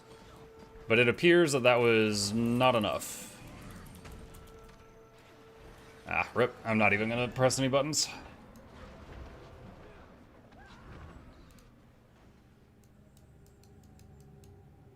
I think I have to keep again. Lol. Run away. I tried to run away. If I was running Jaguar Pet, which has its own massive pros and cons, I could have done 5 seconds of stealth, and then I probably could have done that juke successfully, but 2 seconds of stealth wasn't enough. The area was too big.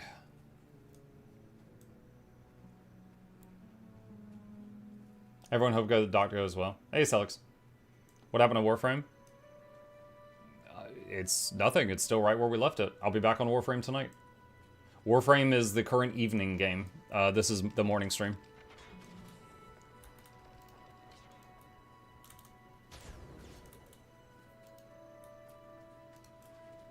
Could hang around here and help them get the Lord back. I'm sure they need me. Can you give a quick breakdown of when you use your avatar form in your rotation and why? I guess so. So I'm currently running a Condi Druid, right? And I'm running the Eclipse trait, so all of the avatar abilities also do a condition. In the case of the 3, it does Immobilize, and then this trait adds Bleed to any Immobilize. So the 3 does Immobilize and Bleed in addition to what it already says it does. So basically, anytime I go into Astral, if I need stability, I hit 5 first, because 5 does stability, and 5 also slows, cripple, and then immobilizes. And it's my hardest hitting skill. The last pulse is my hardest hitting skill. 2 can be used off cooldown, and you can use it while doing other things. So you'll see me do 2 while doing something else at the same time. 2 is a very low numbers skill, but it does a little bit of everything. It's one of my favorite buttons. It heals a little, it cleanses a condition or 2, it will blind enemies that are in it. It's a light field that you could combo, and because of that one trait I showed you, it poisons. So typically when you go into Astral form, you're going to be doing 2 and 3 at the same time immediately, or you will be doing 2 and 5 at the same time immediately. So right there I did 5 and 2 the moment I went into Astral, so it grabbed her, started nuking her, blinded her, and did the cleanse, and then a moment later I did the 3, which is Daze and Immobilize. So 2 and 5 at the same time is if the enemy's close to you, 2 and 3 at the same time is if they're farther away. After that, so like let's say I do 2 and 5, you know, I get them, and then like I daze them, I might hit 4, which pulses chill, do 1 more 2, and then leave it. The faster you leave it, the faster you can go back into it. I don't channel the full 4, I just use it for like 2 pulses while I am waiting on the 2 to come back off cooldown, just because it chills enemies. The 1, you pretty much never use Astral 1 in PvP. It does no damage, it's a very small heal, and it does 1 stack of vulnerability. So almost any other button is worth pressing more. Is Condi Druid also that good in a non-World v World setting, or is it only in World v World that it shines? No, you can run it in PvE, and hang on a sec. You can run it in PvE as just a full damage dealer. excuse me, but you cannot provide boons while doing it. Because right here is the trait that in PvE provides alacrity. This is the trait that gives Condi Druid most of its damage. They're in the same column, so you can't have both. So there really is no such thing as an alac DPS Druid. Which is a little different from most other classes. But if you're a pure Condi DPS Druid in PvE, yeah, it works fine. It's, here, hang on a second. Let's go to, oh, caps lock. Wait, what? Okay, benchmarks. Hold on, their website's being really slow right now. Okay. Alright, oh, there you go. Conditioned Druid. So, this is pure DPS Druid beating on a target dummy that's not moving. I want to be very clear on that. This is not utility, this is not healing, this is a pure damage dot Druid that is beating on a target dummy. It's currently number 3. And the other 3 slots in the top 4 are all Antiquary.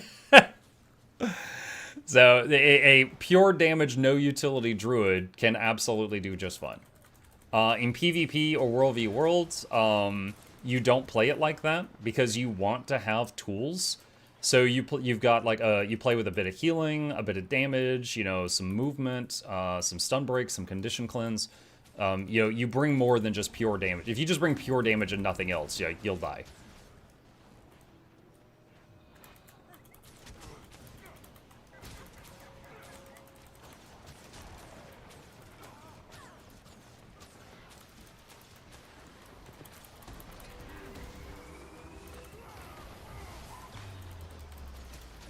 And then another thing is when you leave Astral, if you're using this build, you go stealth for 2 seconds. So sometimes I might go into Astral, fire 1 skill, and just leave Astral as fast as possible, just because I need to go invisible to get a break for a moment.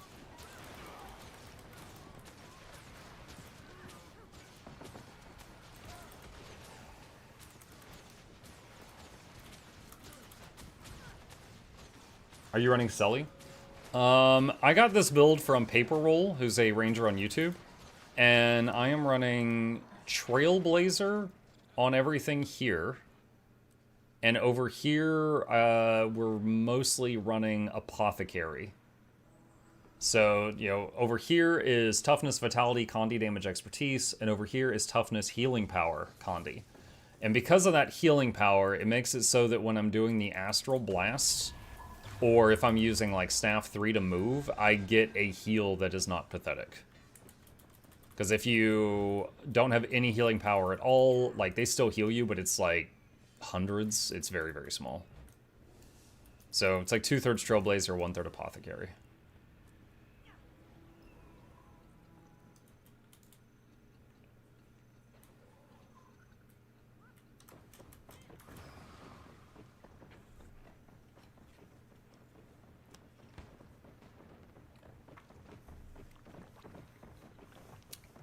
Druid is dev viable if it looks fun for you and you want to play it. Yep, that's true. Like, take me for example. I am playing it because it's fun for me, and because it's fun for me, I've played it a lot, so I think I'm decent at it.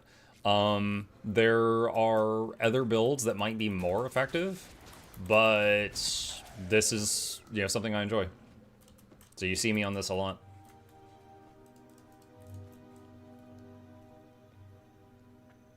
Like, heck, I even enjoy underwater combat on this character.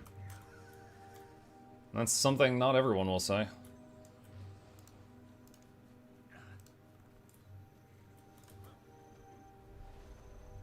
Putting my supply into this thing. I am not gonna man it, though. That's up to somebody else.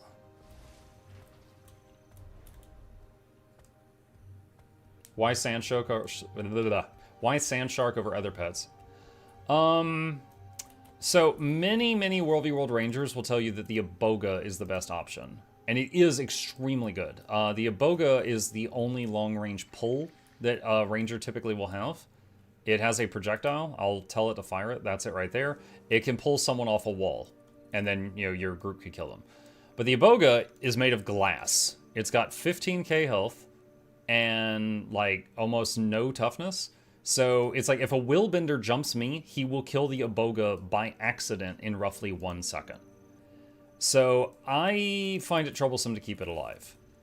The sand shark, or it's called an ether hunter, but the land shark here, it has an ability that I really like where it goes underground and it comes up under the target and stuns them. Or it does like a 1 second knockdown. That doesn't miss. Like, he goes underground and then pops up under the target. Like, if he's in range to begin the animation, it will hit, and then it's up to them whether they use Aegis or block or dodge roll. So it's a pretty reliable knockdown, and in World v. World it's a 20-second cooldown. In between those, he does a small bleed on his basic attack, so that's more conditions they have to deal with. He has a cripple, and he has the thing where he spins in a circle. He can't move while doing it. Sometimes the enemy moves out of it, and I tap pet attack again to get him to stop spinning and chase the enemy. But if the enemy's down, or if I'm fighting a group of mobs at like a camp, him doing the spin is AoEing all the mobs, so it's nice. On top of all that, he is kind of like a bruiser in terms of stats. Like, he's not as high DPS as other pets, but he is not glass either. So he might just, stay alive a lot longer and, annoy the enemy. So he's, in general, a nice all-arounder that doesn't die in a single hit. So that's why I like him. But it is true that the Iboga is the primary way for a ranger to try to pull someone like off a wall or something. So if you wanted to be able to do that, you would swap to the Iboga. The turtle is my other pet. It's very tanky. And wait, hold on. Ooh, I might die here, but I'm gonna give it a shot, chat. All right, so.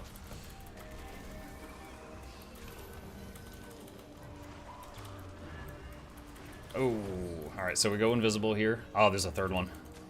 Oh no. I'm in trouble. I tried to kick off of one of those people, but it did not work out because they went invisible and I lost my target. So the turtle can put up the anti-projectile shield, and it stays wherever you did it, just like that. So that's very, very nice. Additionally, it provides pulsing protection, and we've got a trait that gives us healing every second we have protection, so that means the shield actually heals us a little bit also. The turtle, his damage is kind of low, honestly, but he's very tanky, so he doesn't die easily, and it's range damage, and he does have a CC, but he has to be right on top of the enemy. So if I'm right on top of the enemy with my shark, and then I do pet swap, pet attack with the turtle, he'll often do his slam, which is like he just hits the ground. All right, watch this. Dive under. Boop. Got him. All right, so he just used a stun break. Now I stun him again. So he just used another stun break. He poured it out of that AoE. The only reason I finished channeling it is because he had clones in it. So I was like, all right, I'll finish channeling it to kill the clones. If it was anybody else, I would have stopped channeling the AoE the moment he poured it out.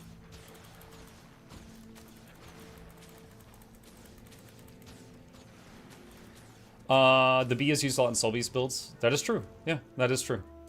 The bee gives bonuses, I think, to Condi damage and something else. Also, it has a big Condi attack and a cripple, and it has a like a charge type thing where he goes in like a straight line and then like knocks down the enemy or something. Hang on a sec. I'll just pull it out and read it. So yeah, when a Soul Beast is merged with it, they get 100 precision and 200 Condi damage. It has the Honey Toss, which is pulsing, cripple, and slow. It has a charge and a line and knockdown, and the sting is a poison. If you merge with it, you still get the sting and the charge and a line and knock them down. So if you're good at merging and unmerging at the right moments, that's giving you get 2 CCs because you get the knockdown in both forms. However, the knockdown goes in a straight line. So if you are fighting someone who's running all over the place, like a person and not a NPC, you will frequently miss with the pets that charge in a straight line.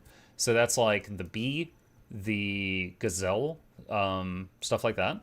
But again, the Ether Hunter dives underground and comes up under the enemy, so I like it because it frequently connects and, you know, not glass and does moderate damage.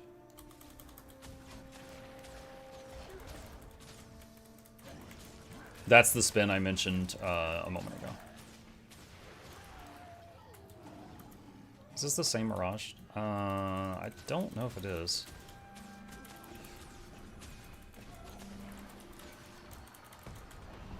Alright, so I did 2 and 3 Astral there because I mainly wanted the cleanse. And I'm going to do 2 again here. While I'm stealth, I'm going to use my heal. And...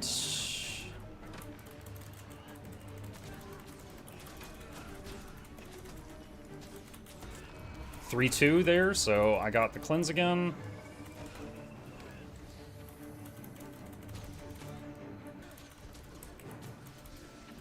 Five-3 with the staff, which gives me a heal and the anti-block, the anti-projectile wall. Because she's doing a lot of them. There we go.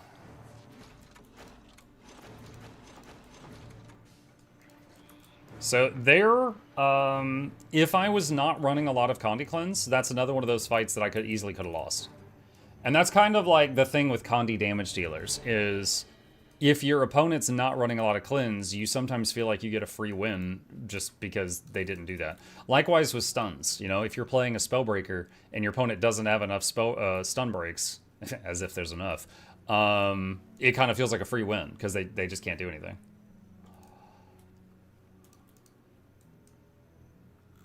All right, 30 seconds on that. We're just waiting on that timer.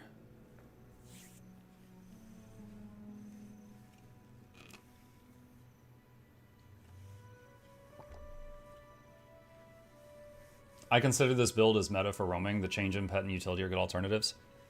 Yeah, the guy that I copied the build from, he was using Fang de Boga here, and he was using Glyph of Equality here, which is a stun break, and it dazes the people around you.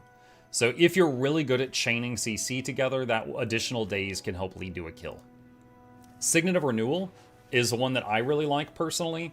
It does a constant small ticking heal on you and your pet.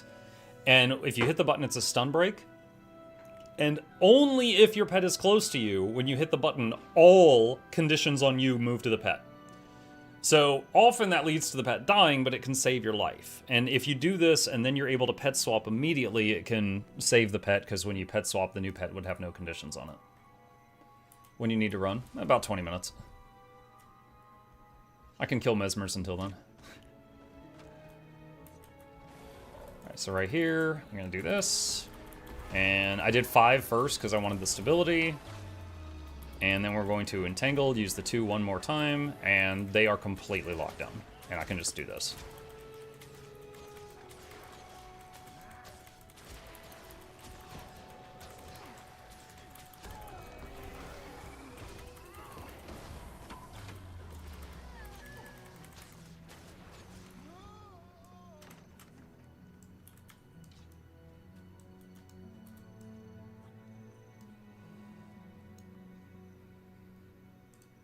Did you say this build is on Snow Crows? No, there's first of all, sorry, hold on. Oh, it's a Doyak. I saw like a nameplate coming. If you want to copy the build from me, exclamation build, there's links to each of my characters. Just go to my Ranger. This is build number 6. I got this build from a YouTuber that I enjoy watching named Paper Roll. He's his icon is literally a roll of toilet paper, or it might be paper towels. I don't know. It doesn't matter. But he is mostly a ranger main that does like a lot of World v World. So, and he enjoys playing similar to how I do. So I often learn tips and tricks watching him. I'll get the Dolyak. It's karma.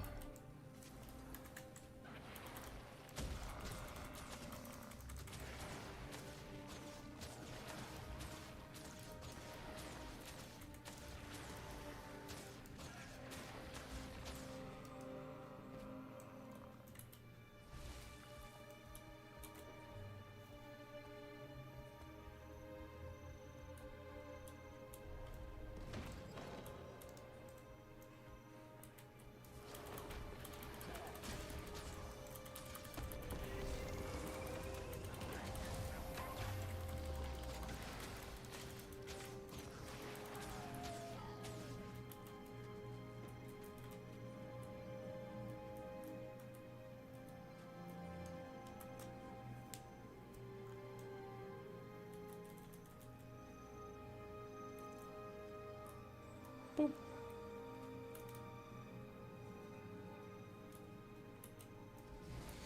Another thing I've learned over time, Druid Astral Power does not regenerate while you're mounted. So I had to build the habit in World v World of run on foot. Like, if I'm safe, run on foot until the bar is full and then mount. Because otherwise, when I dismount and enter combat, I won't have it.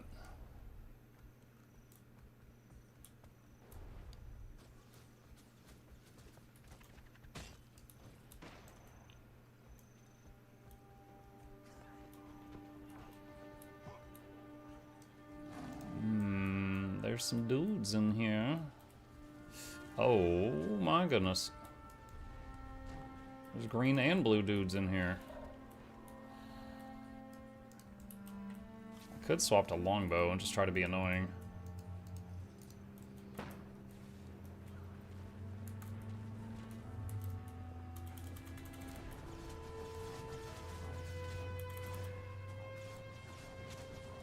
Oh, might need to bring my pet back. So, too dangerous out there. Hey, got an assist.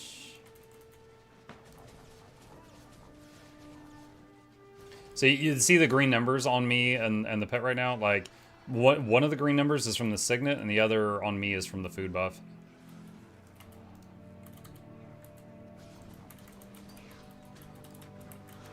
Uh-oh, I think that's me dead. Yep, they did a wall behind me. Nom nom nom nom nom nom nom nom nom. I stayed a second too long. I was like, I really want to get this barrage off. But no, there was no time to barrage. This is why I play Thief. I can't handle pet management. Skill issue. It's different skill set. I enjoy micromanaging the pet. So I have played pet builds in many, many games. I'm not that good at Thief, so... I mean, if I spent time on it, I probably could get better at Thief, but it's not my thing. You know, Chad, if I was a Thief main, I'd probably do something with Scepter. Because, I don't know, I just think it's cooler shooting lasers at people than shooting, like, a short bow at people. I'd be one of those guys porting around in World v World. Zzz, zzz, zzz. Zap, zap.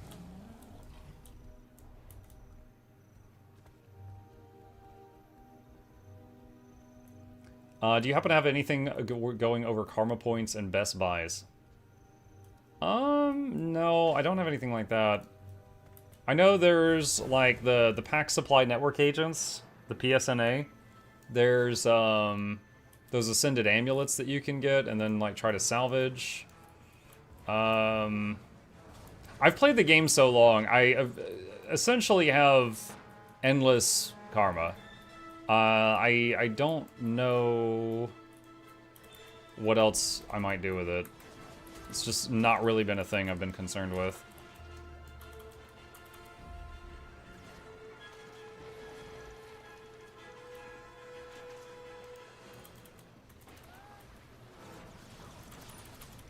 Nice pull.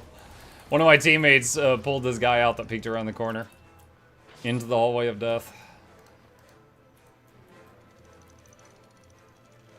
Before you had so much karma, did you have any karma farms? No. There's literally never been a time in the history of me playing this game where I farmed for karma because I needed karma. It has never happened. Like, I remember one time when I was working on, I think it's Aurora. And Aurora had a step that surprised me. And it was like, oh, you need to buy this thing from a merchant. And this thing costs, like, 200,000 karma. And I was like, oh my god. And at that time, I had, like, 1 million. So it was a chunk, and I was getting concerned because I was like, is there a lot more steps like this where I'm gonna need like 10,000, 100,000 karma? And I was getting concerned, but no, it never came up again. So I have literally never had to farm karma just because I need karma, because you just get so much from playing a lot.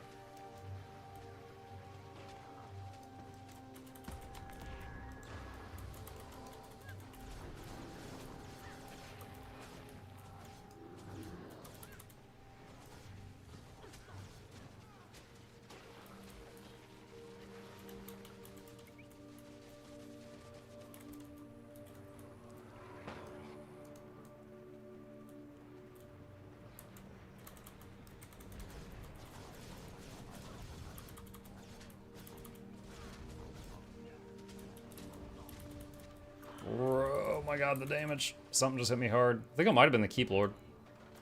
I think the Keep Lord might have blasted me. I think one of the new Leggies needs 5 million karma. Stella? I think Stella? I'm pretty sure I made a guide on that. Hold on. Well, I can check. I didn't make it because I didn't need it, because there's other legendaries. Wait, what? Oh. Give me a sec. Okay. I know I covered it in this video. Just a second. Hello, everyone. MuklukDouglas It's me. Ascended gear with spin and recording this from PvE. This is live traffic. I recommend series in and this is your goal? Then let's jump right into it. Crafting requirements and early time gates. This is a list of things you will consider in detail. 250, 500,000 and bolts of 2,000 globs of ecto. 7.3 million karma. There it is. Yeah. Yeah, I remember at the beginning of this video, I was like, I do not recommend you make this unless you just really want the graphic. Because you can get a legendary accessory a whole lot cheaper by making the others. But yeah, it's Stellar Radiance, 7.3 million karma. But the thing is, like, again, I could make that. I've got 18 million, but it also will cost a whole bunch of other resources, and I don't really want it that bad. Because, again, I've already got a legendary in that slot, so... Yeah, I made that guide without making the item. Which one is that? Stella Radiance, the new PvE legendary accessory. I think I've seen it once so far, it's rare. Again, that's because it's like... It's so much more expensive. Like, it's an accessory, so you could get Aurora, or Vision, or the... What is it? Strife Unending, the new War v World legendary accessory. You can get Strife twice. So it's like you've got 4 other options, essentially. So it's like, why... The only people that are going to make Stella are ones that just want to as a collector, or they really, really love the graphic.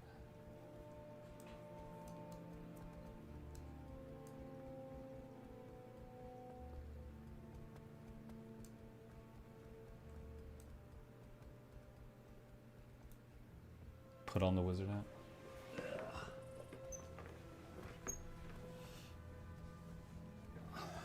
It's cheaper to make Aurora and Vision combined.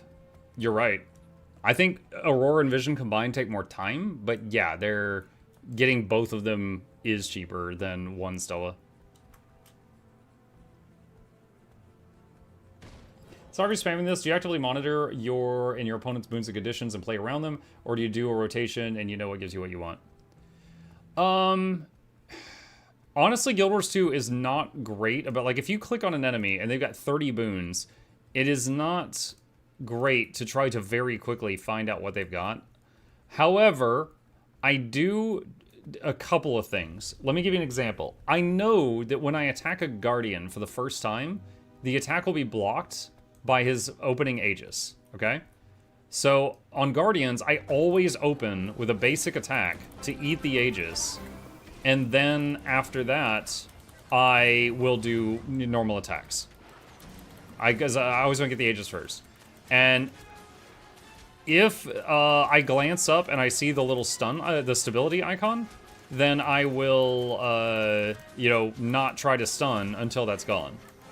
But more often for me, it's if I see them do an animation of something that gives them stability, I'll register that before I look up at their bar and see... Oh, we gotta go.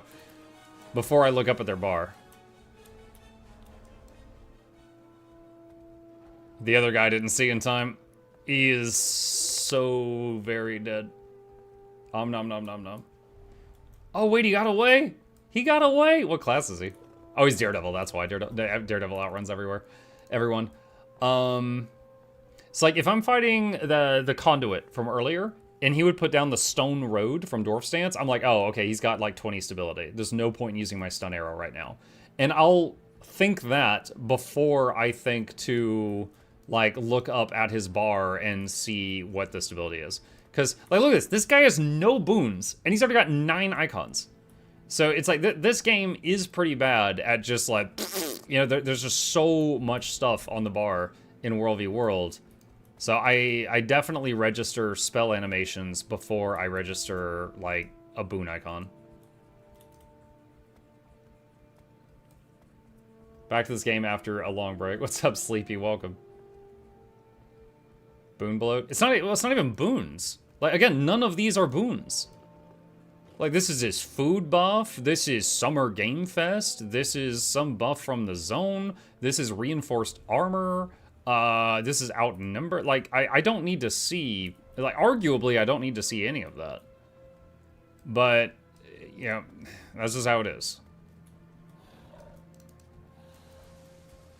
It's even worse for some classes, like Catalyst or Untamed, where you've got, like, a little icon essential to what you're doing that you've got to watch for down here. Like, Untamed, like, Unleash and stuff like that. It goes down here also.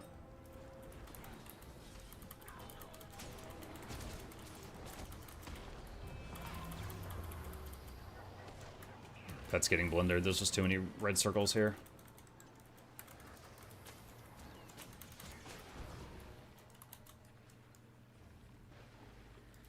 Like, look at that bar.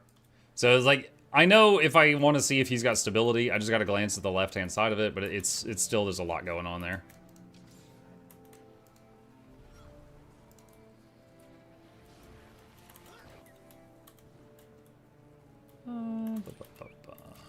How's the end game of yours too? It's good.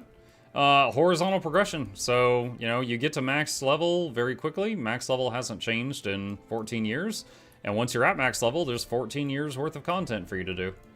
Like, they just keep adding, you know, rather than raising the level cap, they just keep adding more stuff to do at the level cap. It's very good.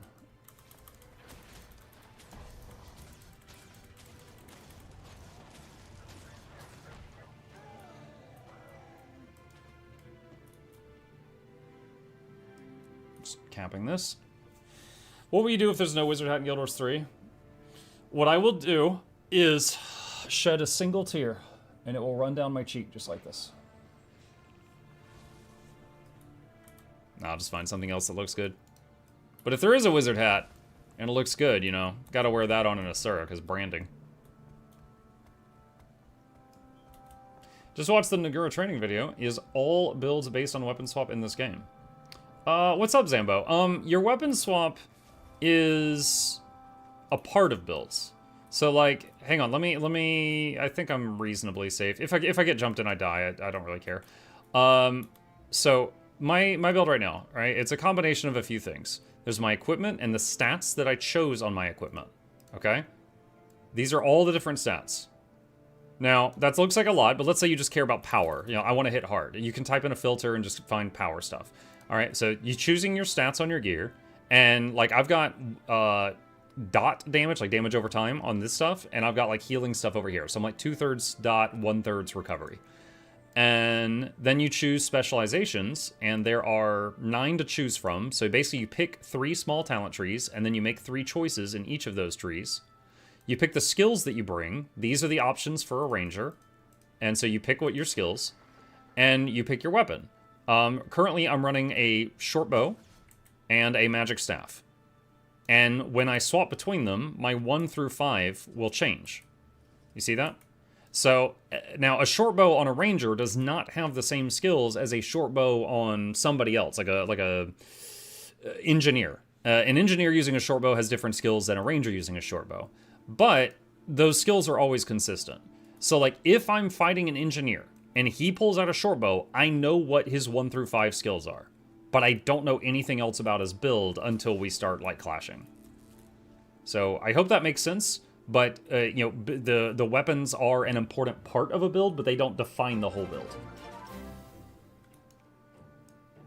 Hi Muck. It's been a while since I last popped in or even subbed. But I always see you mentioned everywhere. It's been so great to see how much you and your channel has grown. Best wishes. Smile. Did they say good things? I don't know who's mentioning me everywhere. Thank you, John. Welcome back. I appreciate the sub.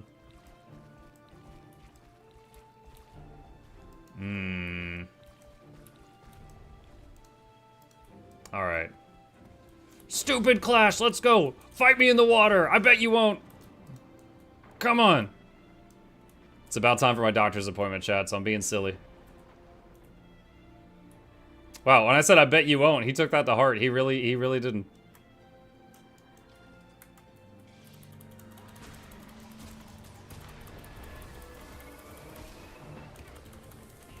Oh my gosh!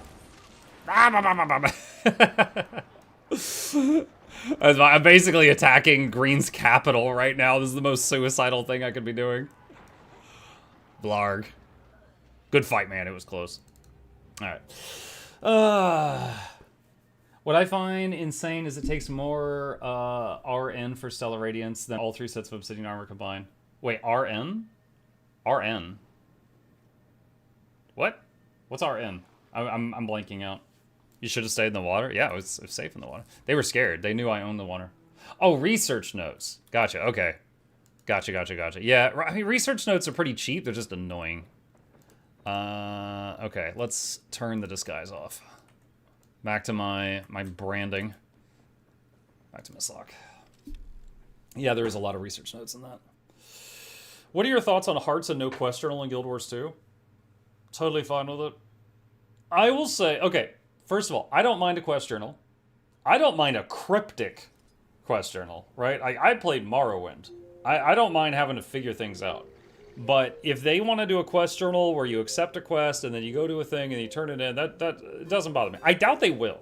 Because they didn't do that in Guild Wars 2, and they felt like that was a step in the right direction, so I kind of doubt they will. But they might.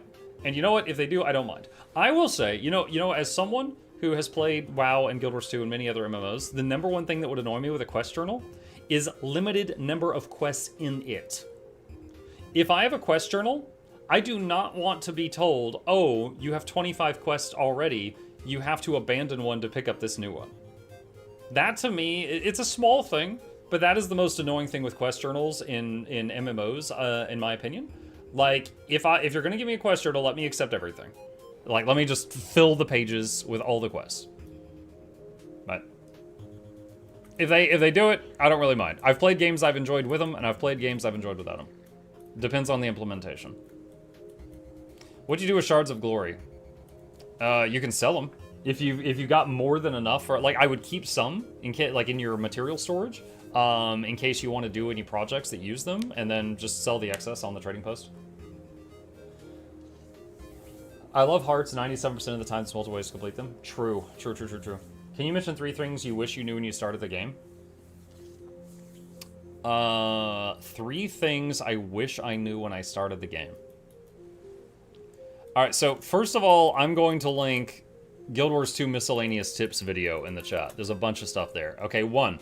When you get treasure chests that are bouncing over here above your minimap, 9 times out of 10, if you right-click on the chest, you'll get the loot and you won't get the pop-up, which is annoying. There are some chests that always have the pop-up. That's unavoidable, but if you right-click them, you just get the loot instantly and there's no pop-up at all.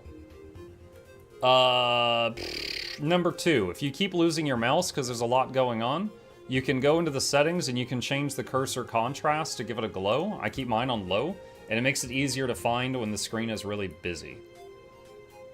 Number 3, inventory management stuff. If you have got a lot of loot in your bags, hitting deposit all materials teleports anything that's a material to your bank. And that makes it, you don't lose the stuff. If you go to your bank and you go to your material storage, it goes in here. And you can pull it back out whenever you want, but you can hit that button anytime you want when you're out in the world, and it can prevent you from having to go back to town and clean out your bags for a while longer. There you go, 3 things. But yeah, that tips video has a lot more if you want it. Alright, chat, you guys have been amazing. Thanks for hanging out with me, but I gotta go. I gotta go see the doctor and get poked and prodded. So, with that, I'm gonna chill for a second. If you're new here, my name is Muck. Hit the follow button if you're on Twitch. Subscribe if you're on YouTube. There's links to my YouTube channels in the chat. And a special thank you to the patrons. They keep this channel alive. I could not do this without them. And there's a link to that in the chat if you're interested in being a supporter. Shilling complete. I am going to raid someone in the Guild Wars 2 directory in case you guys want to watch more of it. Let me see who's live right now. Maddie Gon's live. I'll get Maddie. Alright. Don't know what he's up to, but he's in the Guild Wars 2 section, so we'll find out in a minute. So, I'll see you guys over there. You guys have a good one, and I will be back later tonight. We're playing Warframe. Alright, see ya!